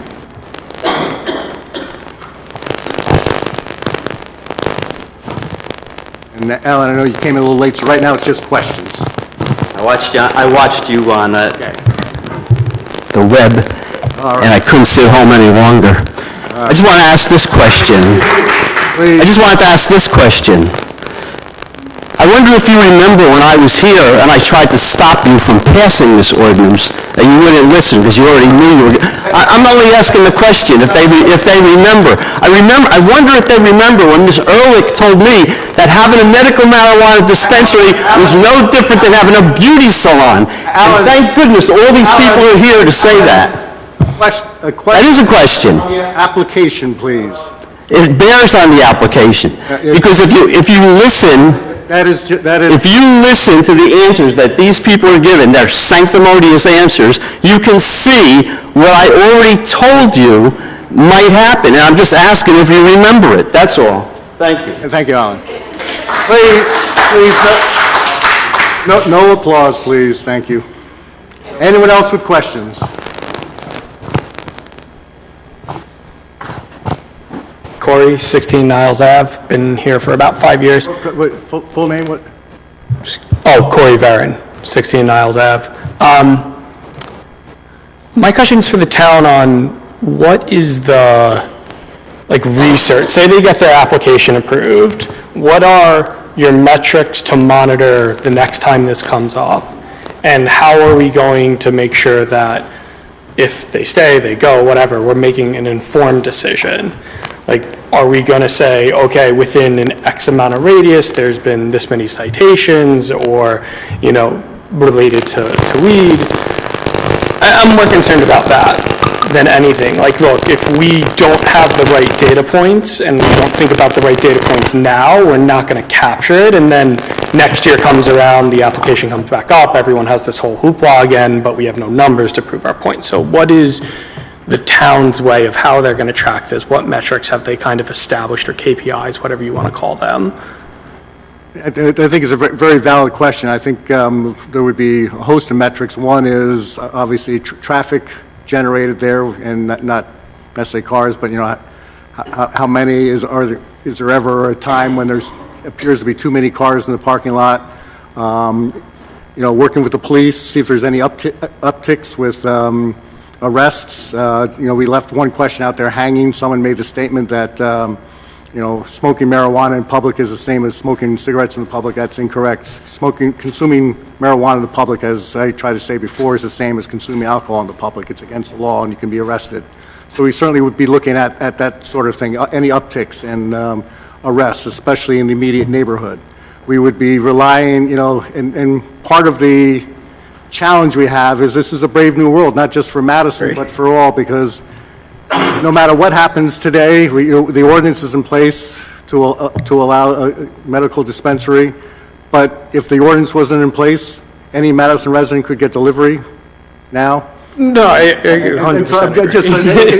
That's going to be one of the things that we have to also consider in the metrics is, we can't necessarily pinpoint. No, you could go to East Hanover and buy your weed at the dispensary there and come back into Madison and smoke your product. That's fine. I'm less worried about that and more worried about, so we talked about citations. So I guess then, is it all based on like the law enforcement side of it? And then do we have the infrastructure from the town's perspective to data mine that data and produce metrics that are reliable and timely? I would look for the chief for advice on that, but I think we do. We have, our analysis of any sort of trend is very strong. I agree. Okay, that's all. Thank you. Last chance for questions, so Dennis, welcome. This will be short and sweet, and it's actually a logistics-type question, so it's not controversial, but it's for the company. Let's talk about your sourcing. Dennis, name and address again. Name and address. Oh, sure. Well, Dennis Schreiber, Greenwich Court. Let's talk about the logistics for a second. Your sources, delivery, security around delivery, time of day delivery. Have you worked in conjunction with the police or had discussions with chief about monitoring who's in the area is it going to be an Amazon truck that comes in and drops off the supply? Or is it going to be an industry identifiable company delivering it to you? And what are their security measures? All of our cannabis products are delivered to us. We pick up at a facility which is licensed by the state. So you pick it up? Yeah, our So you go to a distribution area to pick it up? To a facility. So it's a cultivation facility or a manufacturing facility or a production facility. We would go there, all within the state of New Jersey. We would acquire your medication at that licensed facility, and then you would then dispense it. So there will be no Amazon truck or no box full of loose cannabis. And leave it at the doorstep for you and say, like, hey, we just made a delivery? In the liquor industry, particularly in the bourbon industry, these are products all held in bonded warehouses, and no one gets in and out without proper license and identification and distribution means. Is that what is in place for when you go to your sites to pick up? Is it bonded in a way, in a sense? Much the same. It's regulated in the sense that from seed to sale, it's been launched over, it's been kept there. It's been basically monitored. So there's no time where cannabis product gets lost or Are they required to track the chain of custody from? Yes, sir. Okay. Chief, you're happy? Okay with all that? I know it's not a fair question, so I retract it. I retract that, sorry. Thank you, Dennis. Any other questions? Yes.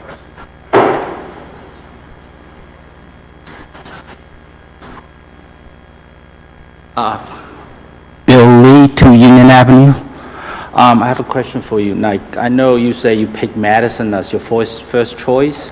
Have you applied to other towns before Madison? No.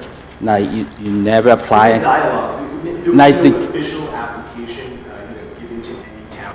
We did consider other towns where the market diversity requirements given to us by the Department of Health, but we were pretty sure. But you didn't officially apply and No, get. we did not officially apply to any other town besides Madison. This is the only application. Thank you. And I know we're been having trouble with the microphones, but it might be muted again, so. All right, so we are finished with the questions. We will open up for comments from the public. And again, now, you don't have to worry about putting a comment in the form of a question. You can have a comment in the form of a comment. Great. We ask you have to state your name and address again. Make sure it's written down there a second time. Okay. Try to keep your comments to 3 minutes, but I will stop you at 4. Okay. Hello, Mayor Bob. Hello, council members. My name is Caitlin Santora. I live on 54 Niles Avenue. I should be home putting my 2-year-old to sleep, yet I'm at a town hall meeting speaking against putting a marijuana dispensary in Madison. To be honest, I feel like I'm in the twilight zone. I moved to Madison because it is a great place to raise a family. This weekend alone, it's a magical place to live. What kind of a town do we want Madison to be? My neighborhood, our neighborhood, the one being directly affected by this, wants no part of this. It's at the end of our block. We want no part of this. Medical, cannabis dispensary, first choice, health and wellness, all very cute names masking what it really is. It's a drug-selling store. I work in the city. I've seen these places. It's not people going in to get relief for cancer. Because it's legal doesn't mean it's right. Who is approving this? With all due respect, please put one at the end of your block first before you approve one at the end of ours. These dispensaries deal with cash. The banks want little part in them. So now we have bags of money with minimum security. So now we're opening ourselves for a much more dangerous situation. Armed robberies. Our neighborhoods, nor our police, deserve this. Ms. Lopez said she hopes the residents will feel at ease. Our neighborhood did until this proposal came to light. Your slide showed why Madison is the #1 place to live. We'd love to keep it that way. Thank you. Please, again, I know you like to applaud. The problem is, even though you may not boo, but the people that don't get applause will feel left out. So we ask that no one applaud.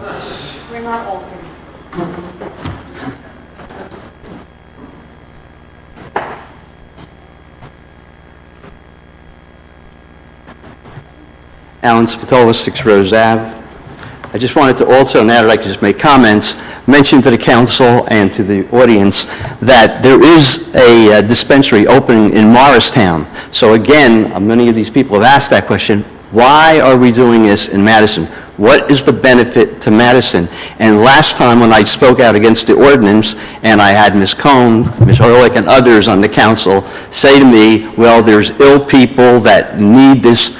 Well, I mentioned last time that there was a dispensary not that far away, and now Morristown is opening up, which is even closer. So the question is, when you get all the feedback from these people, and they say, why are we doing this to Madison? Why are we doing this to Madison? I haven't seen any people come up here other than this company and say this is a good idea. It's not a good idea. And if you were to send out a referendum, as one of these gentlemen mentioned, I think that you would get an overwhelming response that people do not want this to happen. What happened with the ordinance, I think, is that most people in the town weren't that aware of it. I wasn't aware of this tonight until I decided to watch the council meeting and saw what was happening. And I heard so many people echo what I had said to you in the ordinance, that you shouldn't have passed that ordinance, and it was ignored. And I said, when I left that day, when I sat down, I said, there's going to be problems with this. And now you're starting to see the problems when the people that live in Madison, not people that come here with a business, people that live in Madison don't want this. And yet the council, for some reason, insists on doing this. I don't understand why the council would not listen to the will of the people, although maybe you will reconsider and you'll do that now. Thank you. Thank you. Anyone else would come? Hello again, Mike Walker, 11 Niles Avenue. So in 2006, experts from California conducted 3 years of research. In 2009, they generated a white paper. I'm happy to share that white paper with you. What they uncovered was eye-opening.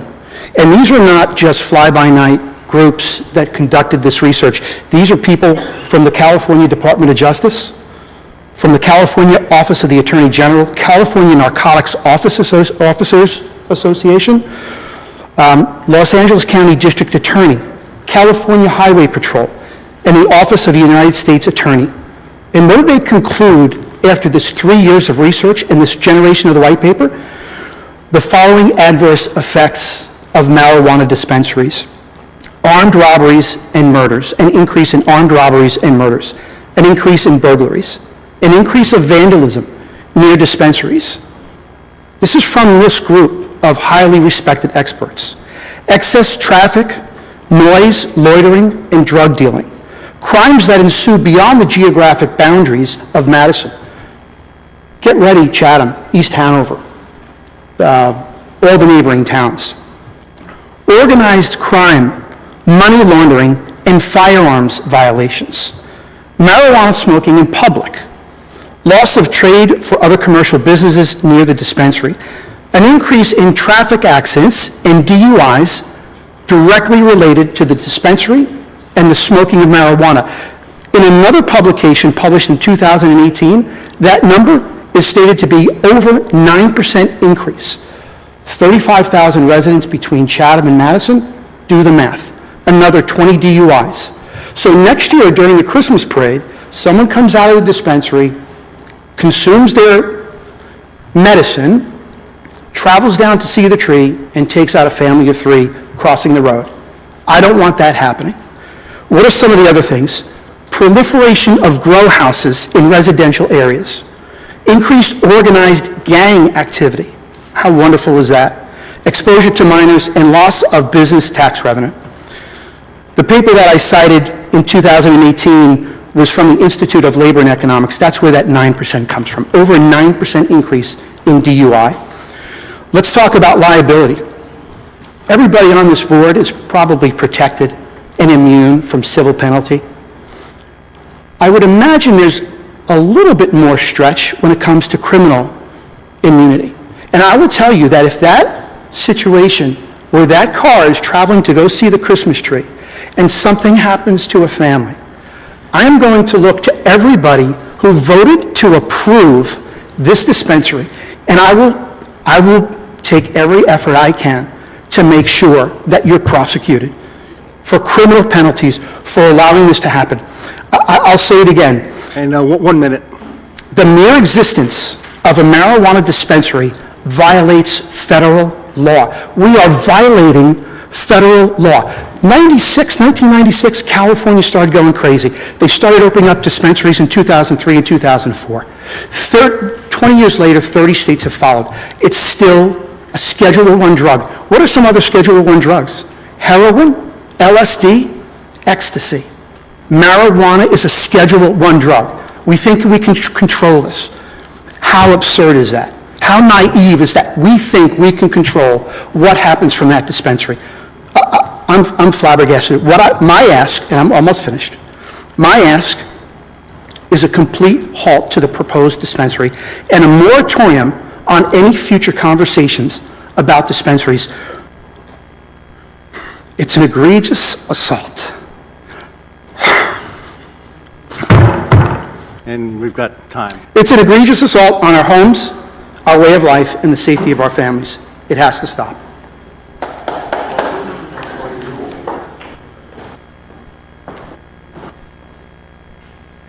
Hi there.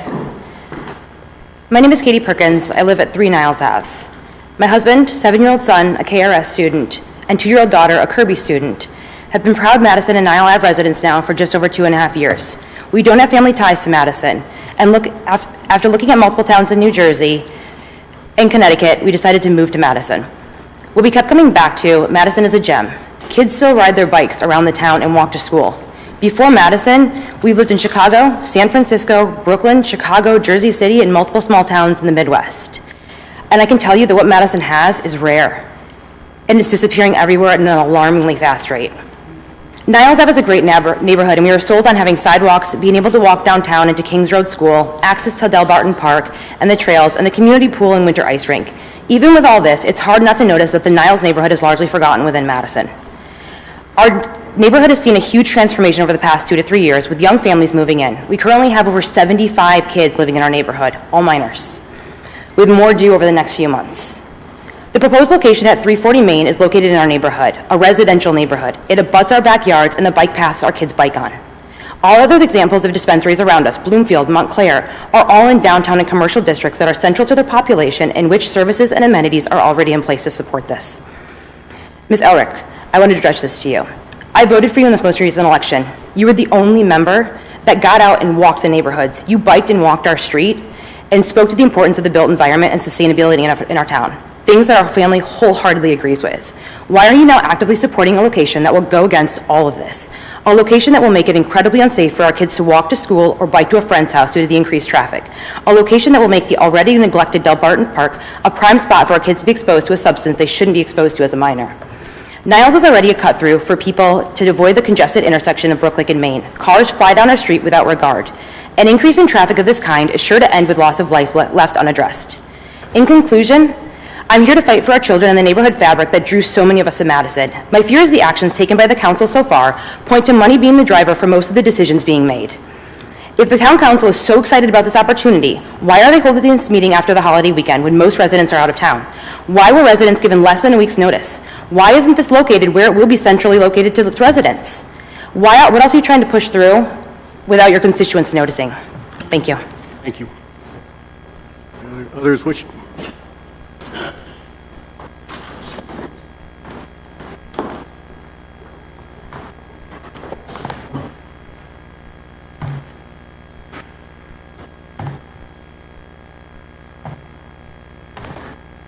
Good evening.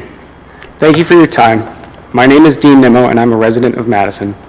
I stand here tonight speaking on behalf of my neighborhood and my family. My family and I live at 9 Niles Avenue. Unfortunately, my wife could not be here tonight because she's putting my 7-month-old to bed. Our neighborhood is concerned about the product being sold, traffic, and the location the marijuana dispensary is in our neighborhood.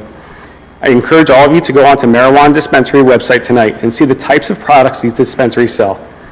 First, you'd see that there isn't any difference between a recreational marijuana product and a medical marijuana product. You'll find the only difference between these two products is a toggle switch at the top of the page. Secondly, you'll see the top-selling items are edible gummies.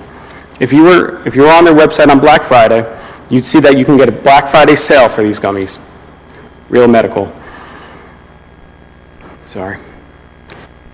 These edibles look just like a gummy bear that you'd see any child eat at a Del Barton playground, which is only a few blocks away from the desired location. This dispensary is just a foot in the door, so eventually they can expand their presence and make it a recreational dispensary once the council decides to change the ordinance. I encourage the council to not cross the Rubicon. Another concern we have is people taking marijuana to ease their pain as soon as they leave the building's parking lot. Since people are not allowed to consume marijuana on their property, they'll leave and find the nearest street to ease their pain, which is on Niles Avenue. Then they'll be driving through Madison and Chatham under the influence. There are over 75 kids in the Niles neighborhood, many of whom walk near the building on their way to school as they cross over to Main Street to Kings Road School. These kids ride their bikes on Niles all the time. The neighborhood is already a busy street with people using it as a cut-through to skip the light and go to Brooklake. By adding a marijuana dispensary in the proposed location, it'll cause Brooklake traffic to be backed up at the light even more than it currently gets. Upon leaving, people will find it challenging to turn right onto Brooklake or to make a left onto Main Street. When leaving the dispensary, people will find an easier route and make a right onto Main Street, a right onto Niles, a right onto Pine Tree, and then finally another right onto Brooklake so they can get back to the light and turn left onto Main Street. With the influx of cars taking this route, it'll cause havoc for people trying to back out of their driveways. We're also concerned with the hours of operation, people loitering in front of the people's homes, parking congestion, and unwelcome visitors. Since marijuana is not federally approved, the location that the dispensary is trying to open up upon would be in direct violation of federal law by opening a dispensary within a drug-free school zone. According to federal law 21 U.S. Code Section 856, it shall be unlawful to knowingly open, lease, rent, use, maintain any place, whether permanently or temporarily, for the purpose of manufacturing, distributing, or using any controlled substance. The property on which the dispensary is trying to open up upon is a school zone, less than 1,000 feet from the property of Chatham Middle School, not Madison. 1 minute. Oh, thank you. Regarding my family's opinion, my wife and I have a major concern with the parking lot that overlooks our backyard where my daughter would play. The parking lot is perched 10 feet above our property, and anyone in the parking lot can see directly into our backyard.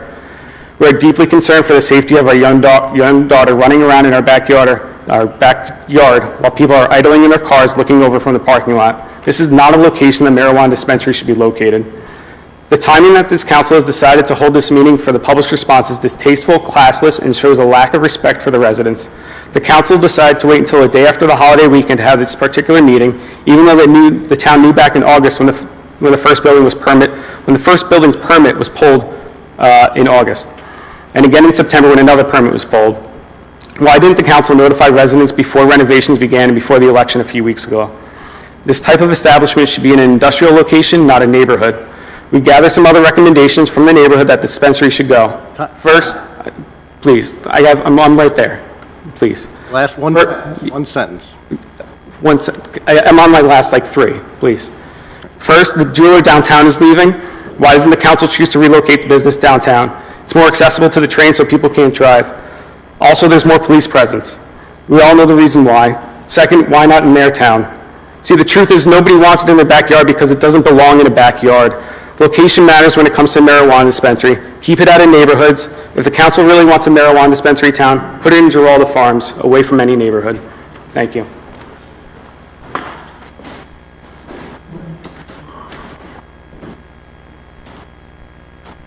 Dennis Schreiber, Greenwich Court.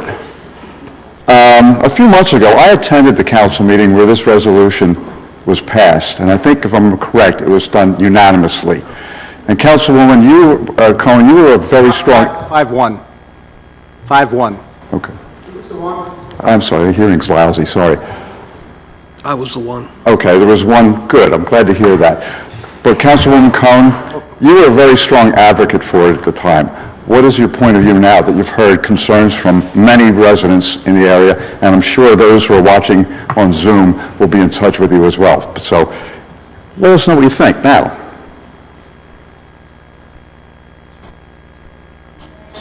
No.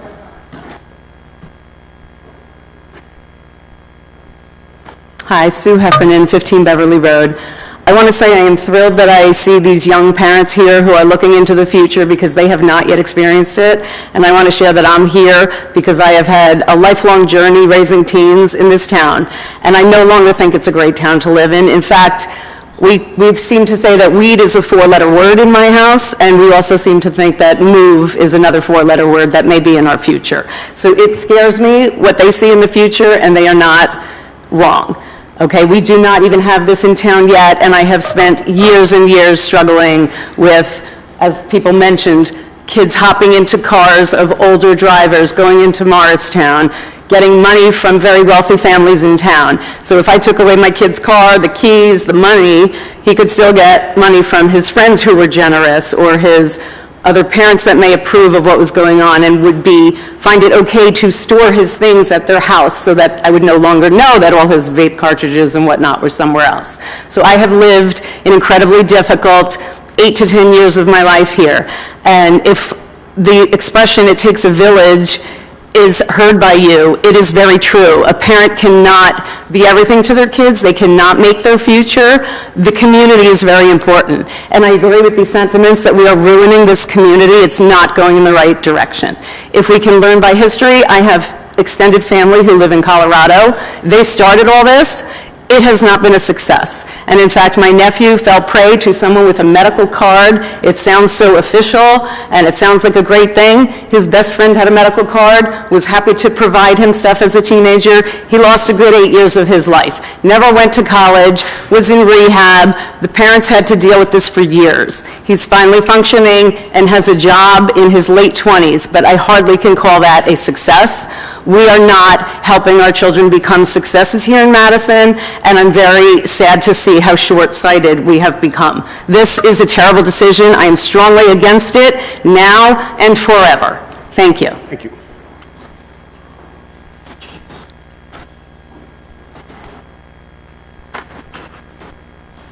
Carrie Cozzolino, Central Avenue, Madison. There's a lot of people here from Niles Avenue, I guess because they're within the 1,000 feet. Unfortunately, there are plenty of people in this town that were not aware and had no knowledge of this meeting, which I find completely disrespectful. There are many people that contacted me because they were not able to be here tonight because it is the Monday after Thanksgiving. They said, please speak for us. There's hundreds of moms standing up here with me right now, probably on Zoom, cheering because they're allowed to clap. Madison does not want this. The mom squads do not want this. It's appalling that you're considering this. I resent that this meeting was put up on the calendar under the radar. This was not a specific or detailed presentation. The answers were vague at best. If you approve this, you are truly doing Madison a disservice. And to the mayor, I'm really frankly disappointed in the way that you spoke to me. You're the mayor of this town. You work for us. You deserve to give us answers. That's what you deserve. Oklahoma City Police. Security guard fatally shoots armed individual at Mango Cannabis. A security guard fatally shot an armed individual at a dispensary on Thursday morning, according to Oklahoma City Police. According to police, the incident happened around 11 a.m. at Mango Cannabis. Also see armed guards a fixture outside Oklahoma pot farm before 4 were slain. Think about what you're doing. It's really a disappointment that you did not publicize this or let anyone know before this election, because I can guarantee you there would have been some other things done. Thank you for your comments.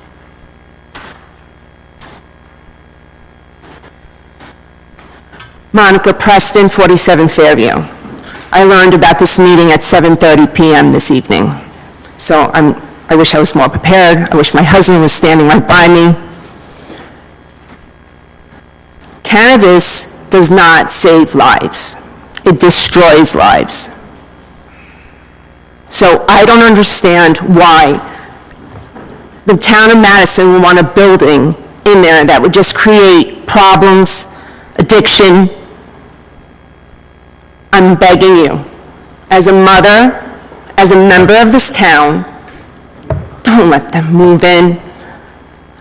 In the beginning, you talked about the beautiful lights, the Christmas parade, Santa coming in, the trees, everything that you're so proud of. Can you really be proud of a building that's going to be distributing the marijuana? It's in our neighborhoods. I mean, I live on the other side of town, on 47 Fairview, far enough, but it's still close enough.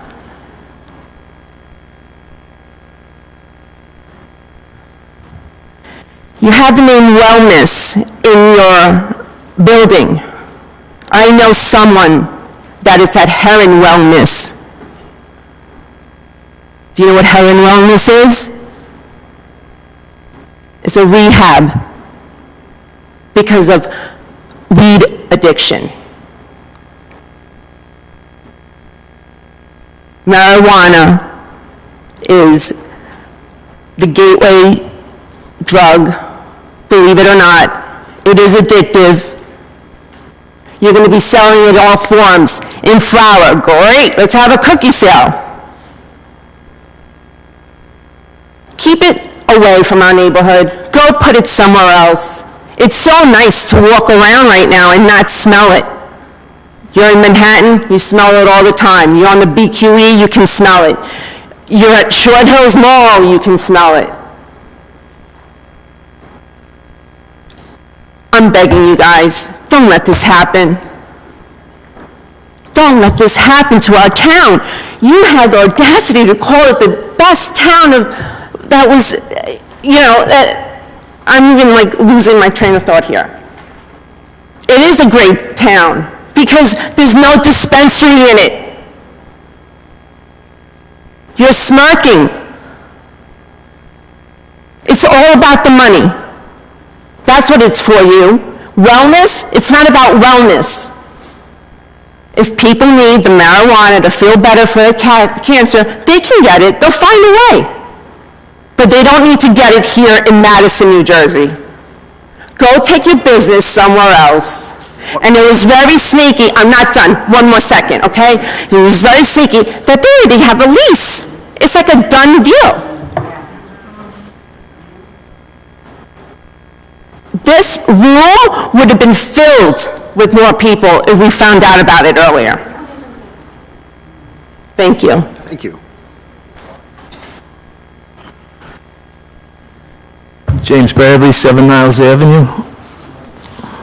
I had a speech, but everybody hit on most of what I wanted to say, so I'm going to go with this. I've been a Madison resident for 30 years on Niles Avenue. My wife, Liz, and I raised 4 children in this town. This is an amazing place to raise a family, and it's terrific to see a neighborhood turning into a younger couples raising their families on Niles. Madison is known for the excellent school system, the great youth and high school athletics, great restaurants, close-knit community, NJ Transit to get you into the city and back quickly, and the safety that Madison PD supplies to us with a low crime rate. I'm a retired detective from the Essex County Sheriff's Department. I served 28 years there, 25 in narcotics. I had a friend killed in the line of duty in the courthouse getting ready to testify in a drug case. He had his head blown off. I had another partner shot in the back on a drug arrest. And I had another partner had his ass kicked while I was working an undercover operation by 5 individuals, and we couldn't locate him for an hour. And at the end of my career, I was delayed in retiring because I was involved in a police shooting that took the life of someone over a drug deal. And now to come home, retired every night, and have to look at this garbage through my backyard into that parking lot. And I can't sit there and relax and have a beer by my pool because I got to hear the noise and think about what's happening next door. This belongs out on Route 10 in an industry away from kids. And Chief Misha, I wish you the best of luck. You're going to have a lot of work. Any other comments? Hi, Rachel Kirk, I said Borough before, the name just changed. 5 Niles Ave. As I mentioned, we bought a house in Madison about 8-9 months ago. What was funny, it's a crazy market right now, right? Real estate. And we didn't think we were going to be able to afford Madison. Luckily enough, we found a house, and the first question Joe's grandmother asked us, she's been a member of the Essex community her whole life and very active. She would have been here tonight. You guys wouldn't have wanted that. She asked us, well, what are they doing with that commercial building behind you? You have to go to the town and ask them. And I said, well, we don't really have a choice in this market. It is what it is, and we'll deal with it. The fact that I have to stand up here 8 months later and have this discussion is just, it's ridiculous. We just left New York City, we left Hoboken, we came here to be in a safe community where we could raise children, and I just don't see how putting a commercial business of this sort behind a community and behind a neighborhood seems like a smart idea. As we said, there are so many places to go shopping near us. It's amazing. I love it. Go put it out there. Go put it where it's not abutting literally our backyard, where we're currently planning on putting our fire pit, where you can literally see up into the lot, where every day we open up our master bedroom curtains and we stare at the old bank, and I'm trying to figure out how to get them to turn off the damn light that reflects into our window all night long. You guys, did you guys think about the neighboring houses? Because it doesn't feel like it, because there's 3 renters that are abutting this. And just for clarification for everyone who's here and on YouTube who's watching who can't comment, we received notification on Tuesday in the mail, so that's one business day before this meeting. I guess 2 if you include today, because Thursday and Friday don't count as business days. So the notification that we got for this is ridiculous. The fact that they were already doing renovations, which we are clearly aware of because our dog is constantly barking at the vans that are parked out back, is just ridiculous. So I really want you guys to think, we are full-heartedly against this. It goes somewhere else. I voted to legalize marijuana in New Jersey. I am fine for it. Don't put it in our backyard. Thank you.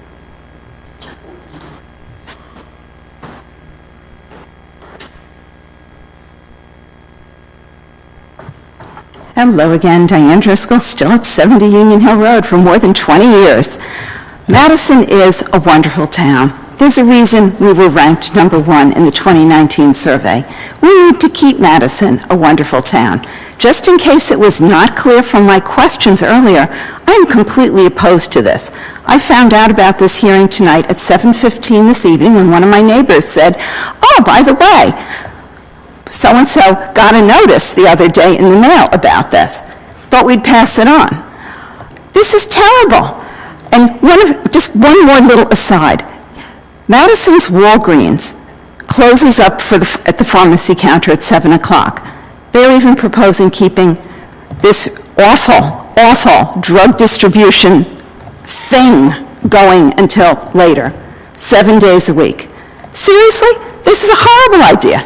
So just in case you weren't sure, I'm opposed, okay? Got it? Thank you. Thank you, Diane. Anyone else wishing to comment?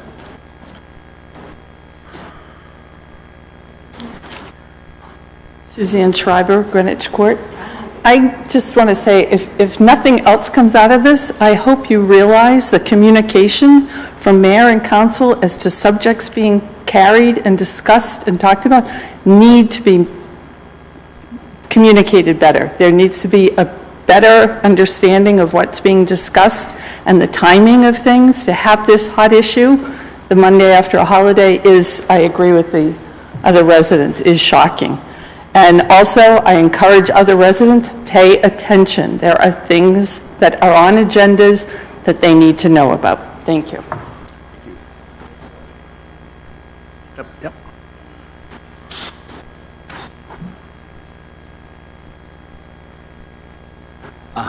Yep. Bill Lee, 2 Union Avenue. I live here for over 40 years. And actually, when I moved here as a little kid, I know I was playing in the YMCA, and Mayor Rob, you used to work there, I remember. And just to give you an idea, when I was little, I was able to, go around the town with my friends at night, 12 o'clock, 8 o'clock in the dark, no problem. I don't really feel safe having this business here with my kids. That means I can't have my little boys going out with their friends, 8 o'clock. I live across the street from this new location. So it's just crazy. I mean, I don't really speak out that much. It takes me a lot. It takes a lot for me to come out and speak.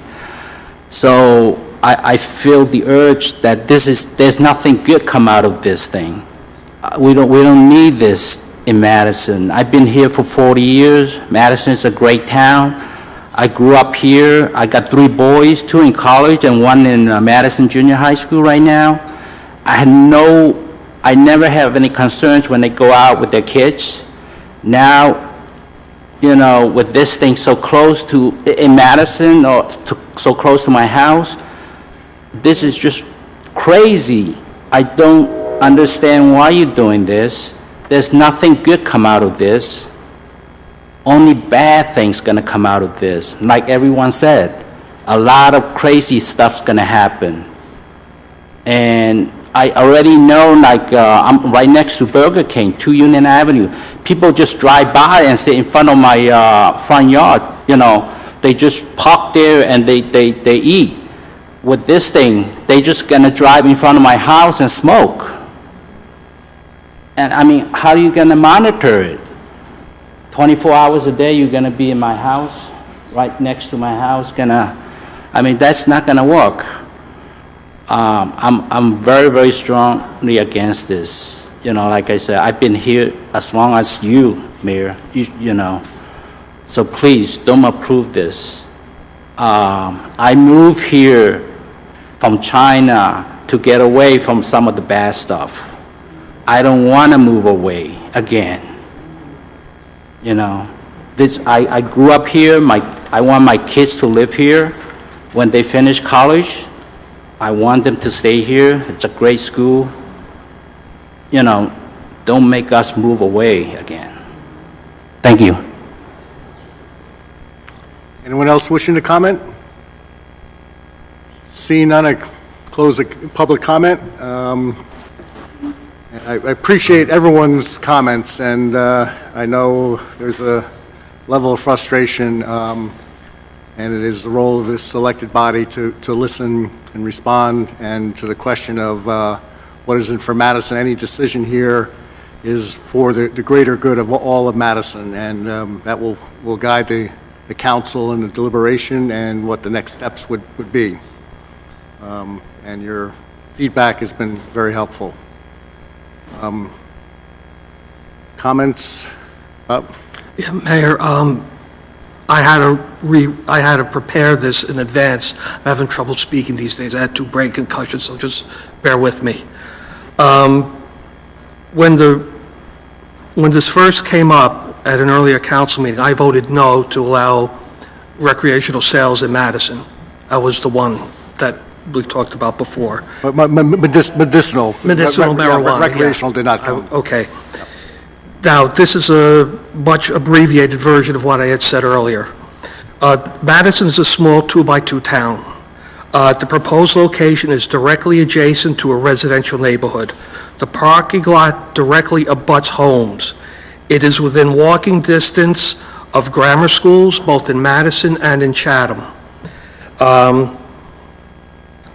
I'm not going to get into the prices of homes, because there's been debate about what a store like this would do to the resale value of homes in the neighborhood.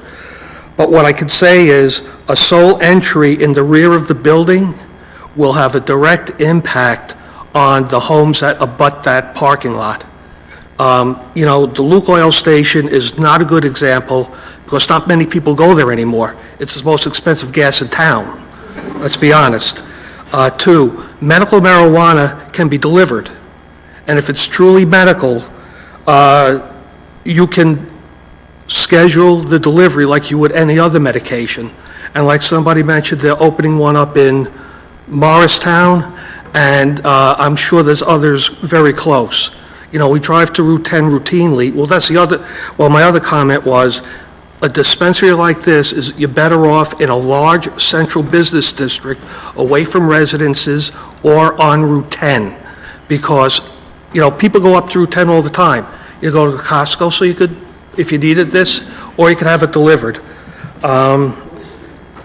Finally, in regards to the security, I understand that they're going to monitor everything around it, and this whole issue of artificial intelligence, I don't know if I buy that, okay?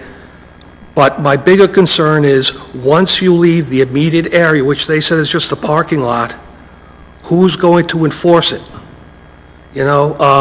Look, I know there are ordinances and you can't do things in public, but look, I grew up in Brooklyn. I know what goes on. You go on a dark street at night, you can smoke and do whatever you want, and God help the police, that's going to be a big burden on them to watch it. And the traffic I mentioned before, that Luke Oil Station does not get a lot of business. This is going to be cars in and out up until 8 o'clock at night. And finally, 2 things I heard tonight which really concerned me from a pure business standpoint is, they said this is not associated with that ABT. This is effectively a startup with no other locations. And the information I got tonight was very sketchy at best.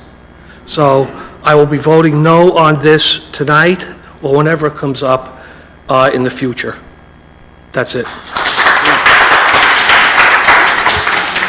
Again, please hold applause, but appreciate it. I'm sure Bob appreciates it. No, I don't. No, I don't like it, no. Other comments? Deb? So as was said, yes, I am a proponent of this. And I have 3 teenagers, 1 in college and twins that are seniors in high school. So why am I a proponent? Because I have a younger sister that, yes, she uses it for medical. She doesn't live in Jersey. She uses it because it's how she can function. It takes the pain away that she's dealing with. All right, so why do I think it should be in Madison? Because yes, there is one in Maplewood, there is one evidently coming, I don't know if the Morristown one is rec or medicinal, and that's great. But if I can go down to a pharmacy in town and get my Zoloft and my Wellbutrin, and I'm on both, if my doctor has prescribed because they feel that cannabis is the appropriate thing, I should be able to go in town and do that. Many people have said, why isn't it in the CBD? The reason is because it's too close to schools and parks and playgrounds. So that is, but that's why there's nowhere in the CBD that it could be and not be in those streets. A couple people mentioned the current issue at the high school and probably the middle school, I would guess, with pot, Summerhill Park, which is, I live on Hoyt, right at the end. We are in there all the time. So yes, I smell it when I go through. So I'm not denying that. But that doesn't preclude having a regulated dispensary in town, in my opinion. Madison High School is also the place where I picked up my kids from parties where parents were providing alcohol to underage drinkers. So the idea that this is happening, yeah, it's happening. And sometimes it's happening with support of the parents, sometimes it's not. And yes, oh my God, I just drew a blank, Ms. Preston, on your first name. But to your point, you know, somebody, I think it was you, somebody said hiding it at their friend's house. Maybe it wasn't you, Monica, sorry. You know, yes, that could happen theoretically. It could happen with anything. And this idea that marijuana and cannabis are this evil thing, you know, and We're quiet in the... I know I'm upsetting many of you in the audience. I understand that, but I stand by my support for this, and I will support it. I think it makes sense. I think the security, if you've been to dispensaries in other states, you know, that sort of thing. As far as, because I'm just, you know, so yes, I do support it. I think it's not a bad thing for Madison, and I'm okay with it. I'm just going to leave it there.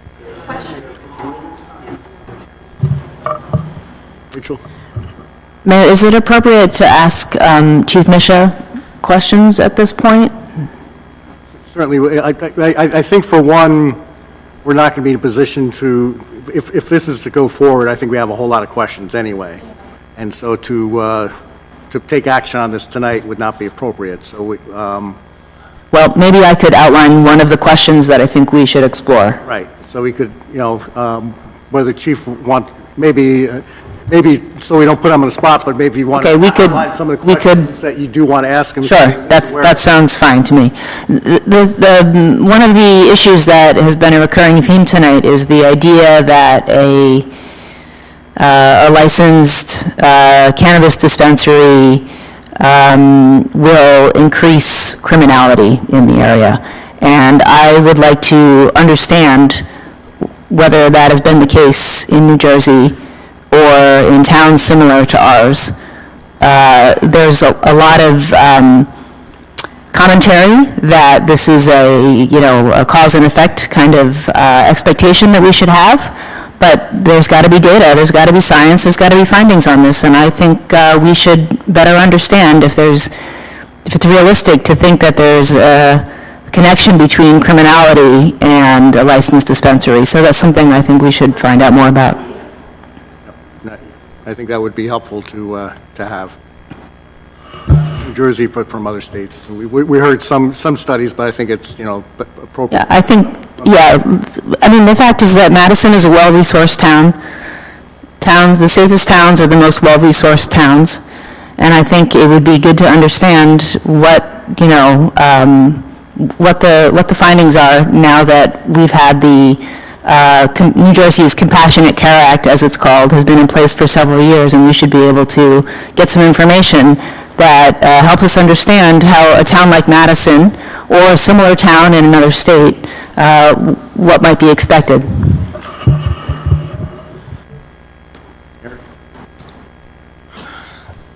Thank you, Mayor. I think my comments are a couple here. One is that through the Compassionate Care Act, the state has seen fit to make medical cannabis legal activity.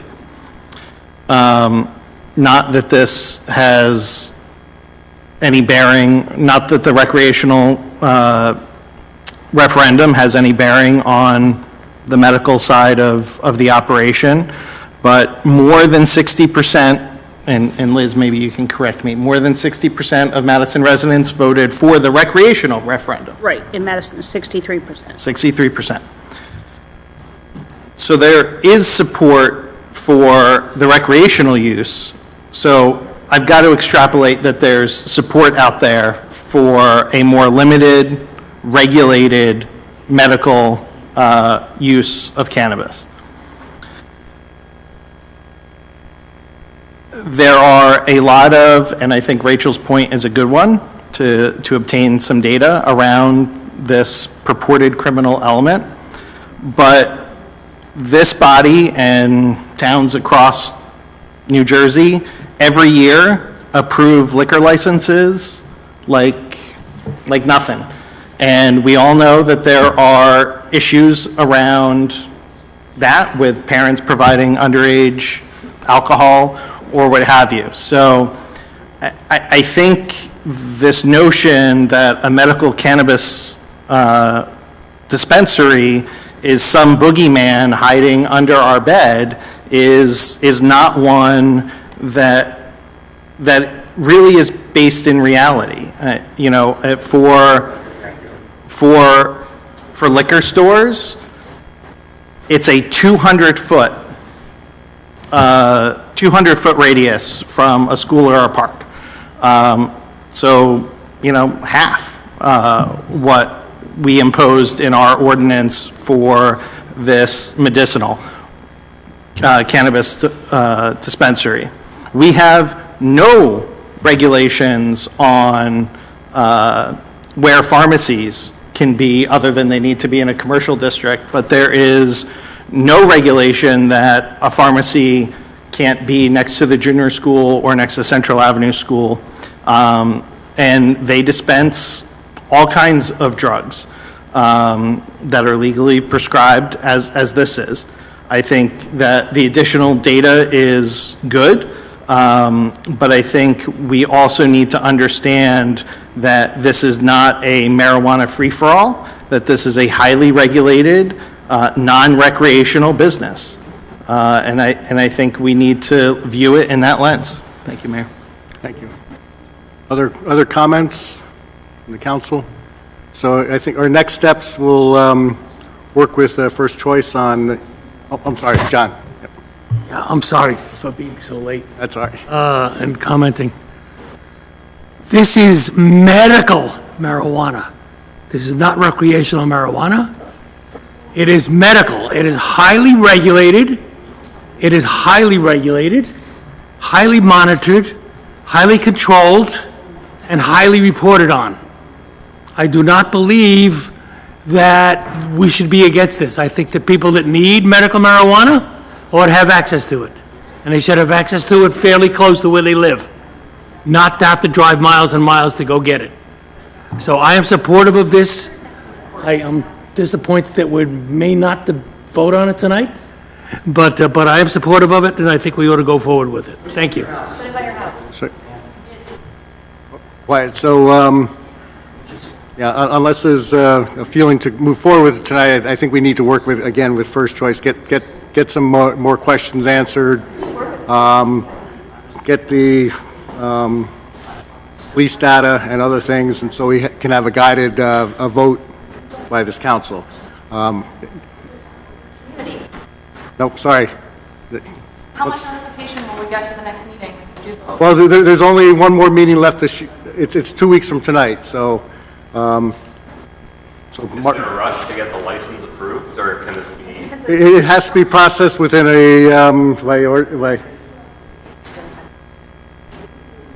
so the application was submitted and it has to be processed within 30 days. So that's the. Can we help provide some of the data Ms. Ehrlich talked about? You can submit through correspondence to the clerk any information. We cannot. You get permits with not knowing exactly what you're building. I don't understand that part. I'm sorry. There's no, you can build, you can get a permit to renovate a space, but not necessarily without a okay to run a business. All right, we will now move on to ordinance for hearing. Will the clerk please read the statement? The ordinance is scheduled for a hearing, were introduced by title and passed on the first reading at the regular meeting of the council held November the 14th, 2022. All were posted and filed according to law, and copies were made available to the general public requesting same. I call up ordinances for second reading. Ask the clerk to read said ordinance by title. Ordinance 47-2022. Ordinance of the Borough of Madison appropriating $89,000 from the General Capital Improvement Fund for solar carport development consulting work. I open the hearing on ordinance 47. Anyone wishing to comment on the ordinance for the solar carport consulting work, please step forward. Seeing none, I close the hearing. Mayor, I move ordinance 47-2022. Second. Any council discussion? Roll call vote, please. Ms. Byrne? Mr. Hoover? Yes. Ms. Cohen? Yes. Ms. Ehrlich? Yes. Mr. Landrigan? Yes. Mr. Range? Yes.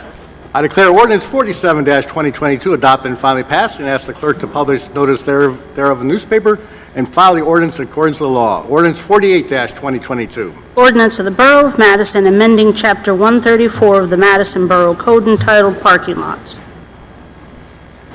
I open the hearing for ordinance 48. Anyone wishing to comment, please step forward. Seeing none, I close the hearing. Mayor, I move ordinance 48-2022. Second. Any council discussion? Mayor, I just have a clarification, because there are many merchants chomping at the bit to park in the few parking spots we're restoring to the Green Avenue lot. What would be the effective date of said ordinance for those watching at home looking for those parking spots? It would be advertisement on Thursday. Great. All right. Any further discussion? Roll call vote, please. Ms. Byrne? Yes. Mr. Hoover? Yes. Ms. Cohen? Yes. Ms. Ehrlich? Yes. Mr. Landrigan? Yes. Mr. Range? Yes. All right, I declare ordinance 48-2022 adopted and finally passed, and ask the clerk to publish notice thereof in the newspaper and file ordinance in accordance with the law. We are now on to our second for invitation for discussion. This is when you may comment on any topic. Same rules apply. Please step forward, state your name and address, and write the same on the clipboard. Yep.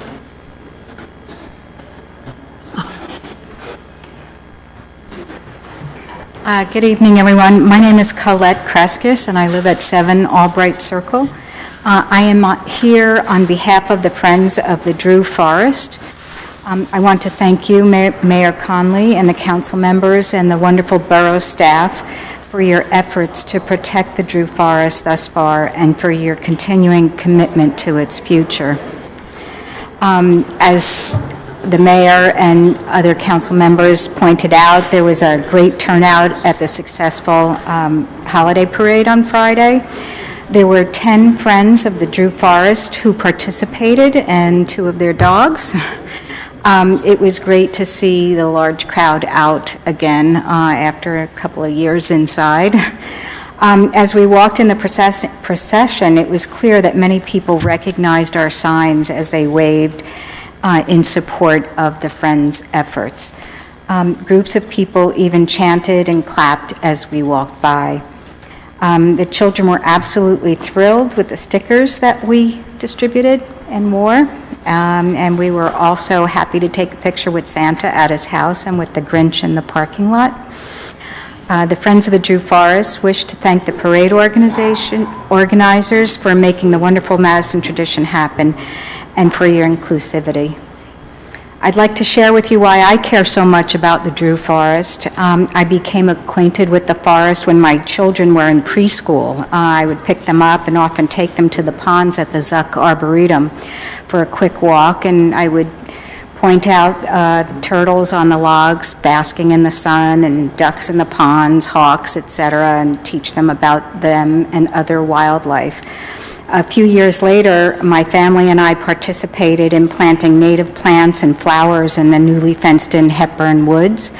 The woods had previously been cleared of invasive plant species by volunteers. Excuse me. I then started working as the school nurse at Torrey J. Sabatini, from which I recently retired. When timing would allow while I was at work, after lunch and recesses, I would make sure the children were safe and well, and I would take a really quick walk across the street to the Drew Forest, where I'd observe the birds and butterflies, small forest creatures, and enjoy the peaceful surroundings. One day, I saw a great blue heron at the pond, and I signaled to a student who was sitting on one of the benches, just sort of pointing out the heron, and he nodded and then let me know that the heron's name was Pete and that he lives there.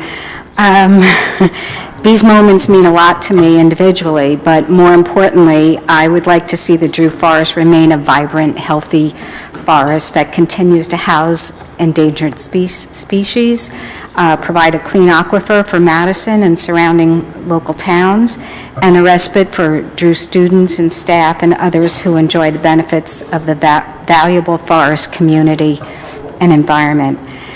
With that, on behalf of the Friends of the Drew Forest, I would like to again thank the Borough and its entire staff, including the police and fire personnel, who make Madison a safe and positive community.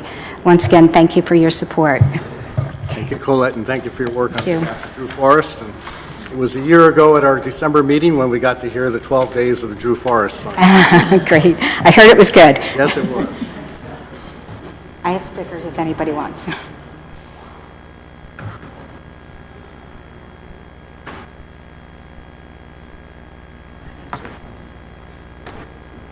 Hi, Kathleen Cacavalli, 82 Central Avenue, and I'm just here to say thank you for putting the proposed resolution of support for the Safe Routes to Schools on the agenda tonight.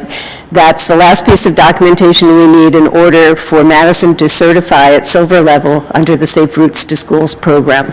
So I applaud the council if you approve that resolution. Thank you. Thank you. Kathy, and you missed earlier in the meeting when both I and Rachel shared our awards at... our Sustainable Jersey Awards? Thank you for your leadership. Thank you, thank you. I'm sorry I had a concert to play in tonight. Anyone else wishing to comment, please step forward.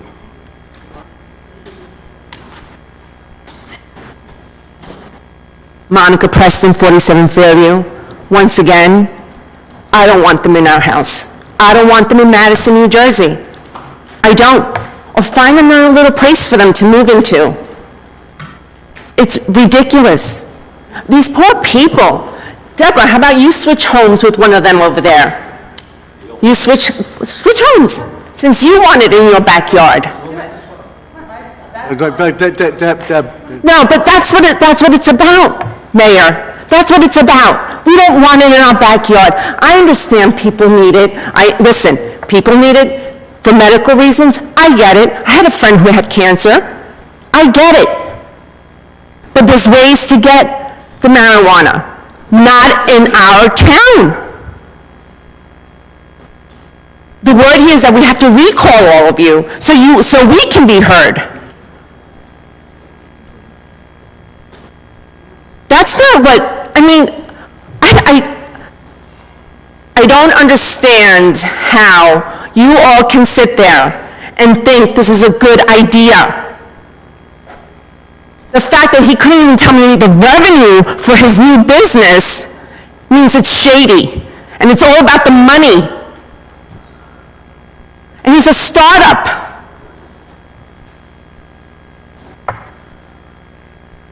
I don't understand what's happening to this town. I don't like it.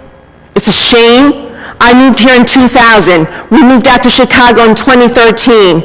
We were there for 3 years. We made sure we came back to this town in 2016 because we loved it so much. Raised 3 kids in it. Every year, the Madison Parade is the most amazing thing. Memorial Day Parade, it's like apple pie, it just doesn't get better than that. And then you're going to have this up the block? If you don't think it's going to be a problem, you're all delusional. You're probably going to be getting some weed from there as well. Because seriously, you're all delusional if you don't think this is going to be a problem. It's not fair, especially for the people on Niles. They did not sign up for this. They just bought these homes. They're raising their kids. Someone just said, okay, here, you know, to pass to safer routes for the school. You think the dispensary is going to be a safer route? People are getting high all day long. And they're addicted to it.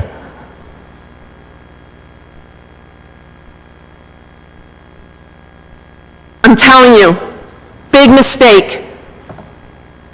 Mayor, you've been mayor for 10 years here. So when you drive by down on Main Street, you're going to be proud of that building? One minute.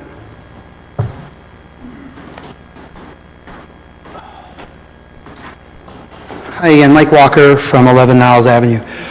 So the white paper that I shared and the data that came from it and the groups of people who participated in it, you know, a lot of folks might say, hey, that was 2009. It's regulated now. We have so much better control over this. The state regulates it. We monitor the amounts. We're all over this. I think that is so naive and fairly arrogant to think it's so regulated. I shared that paper about what happened not 6 years ago, 7 years ago, Thanksgiving Day last week in Oklahoma. A man with a gun entered a dispensary. The security guard had to shoot and kill him. If we think that that's not a potential of happening at this dispensary, I don't know how clearer you need to see. It's an article in the paper that happened in Oklahoma. It's very real. I'm afraid of that. I'm afraid of every piece of information as a secondary effect of a marijuana dispensary. And to be truthful, this should not be called medical. It's not medical. It is not medical. It should be called a retail narcotic storefront.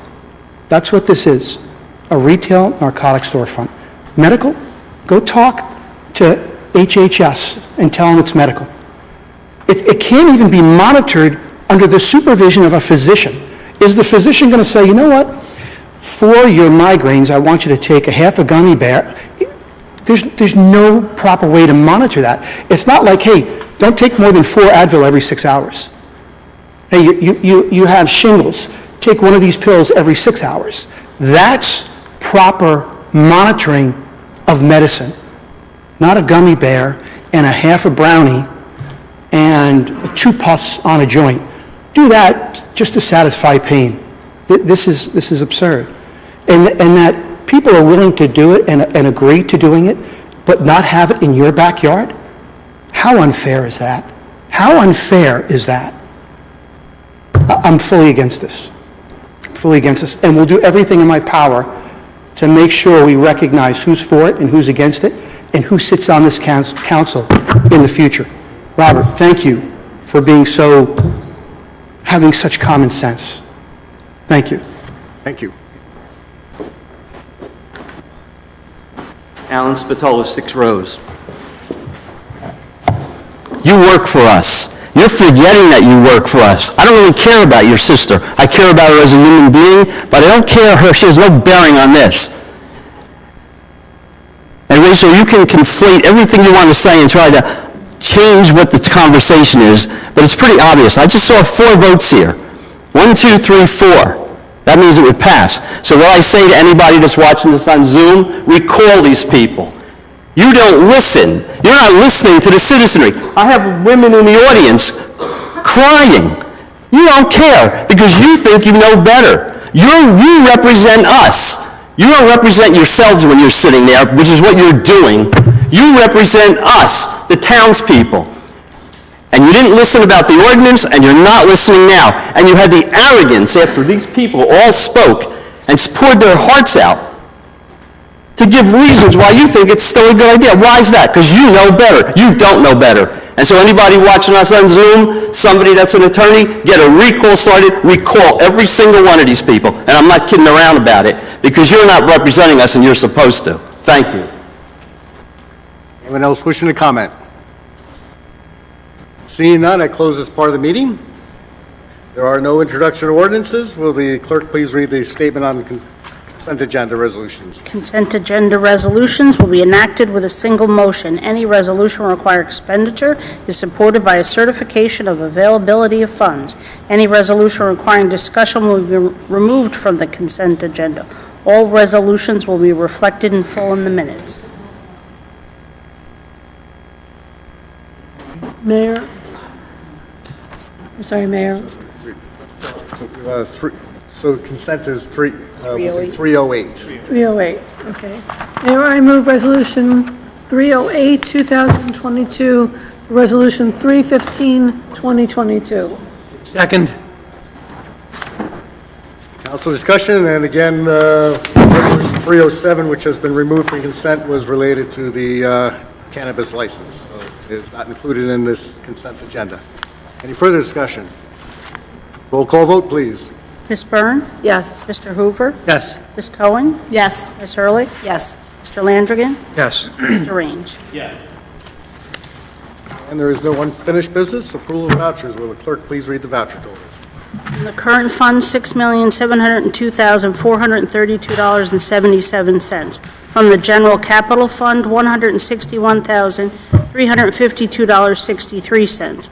From the electric operating fund, $373,888.33. From the electric capital fund, $7,000 even. From the water operating fund, $23,081.68. From the water capital fund, $26,040.80. From the trust, $176,172.28. The total is $7,469,968.49. Okay. Mayor, I move the approval of the vouchers. Second. Any discussion? Roll call vote, please. Ms. Byrne? Yes. Mr. Hoover? Yes. Ms. Cohen? Yes. Ms. Ehrlich? Yes. Mr. Landrigan? Yes. Mr. Range? Yes. No new business, but again, a reminder that Resolution 307 would be carried to the next meeting. We will work on getting further information from tonight. Okay. At this point, I entertain a motion to adjourn. So moved, Mayor. All in favor? Aye. Aye.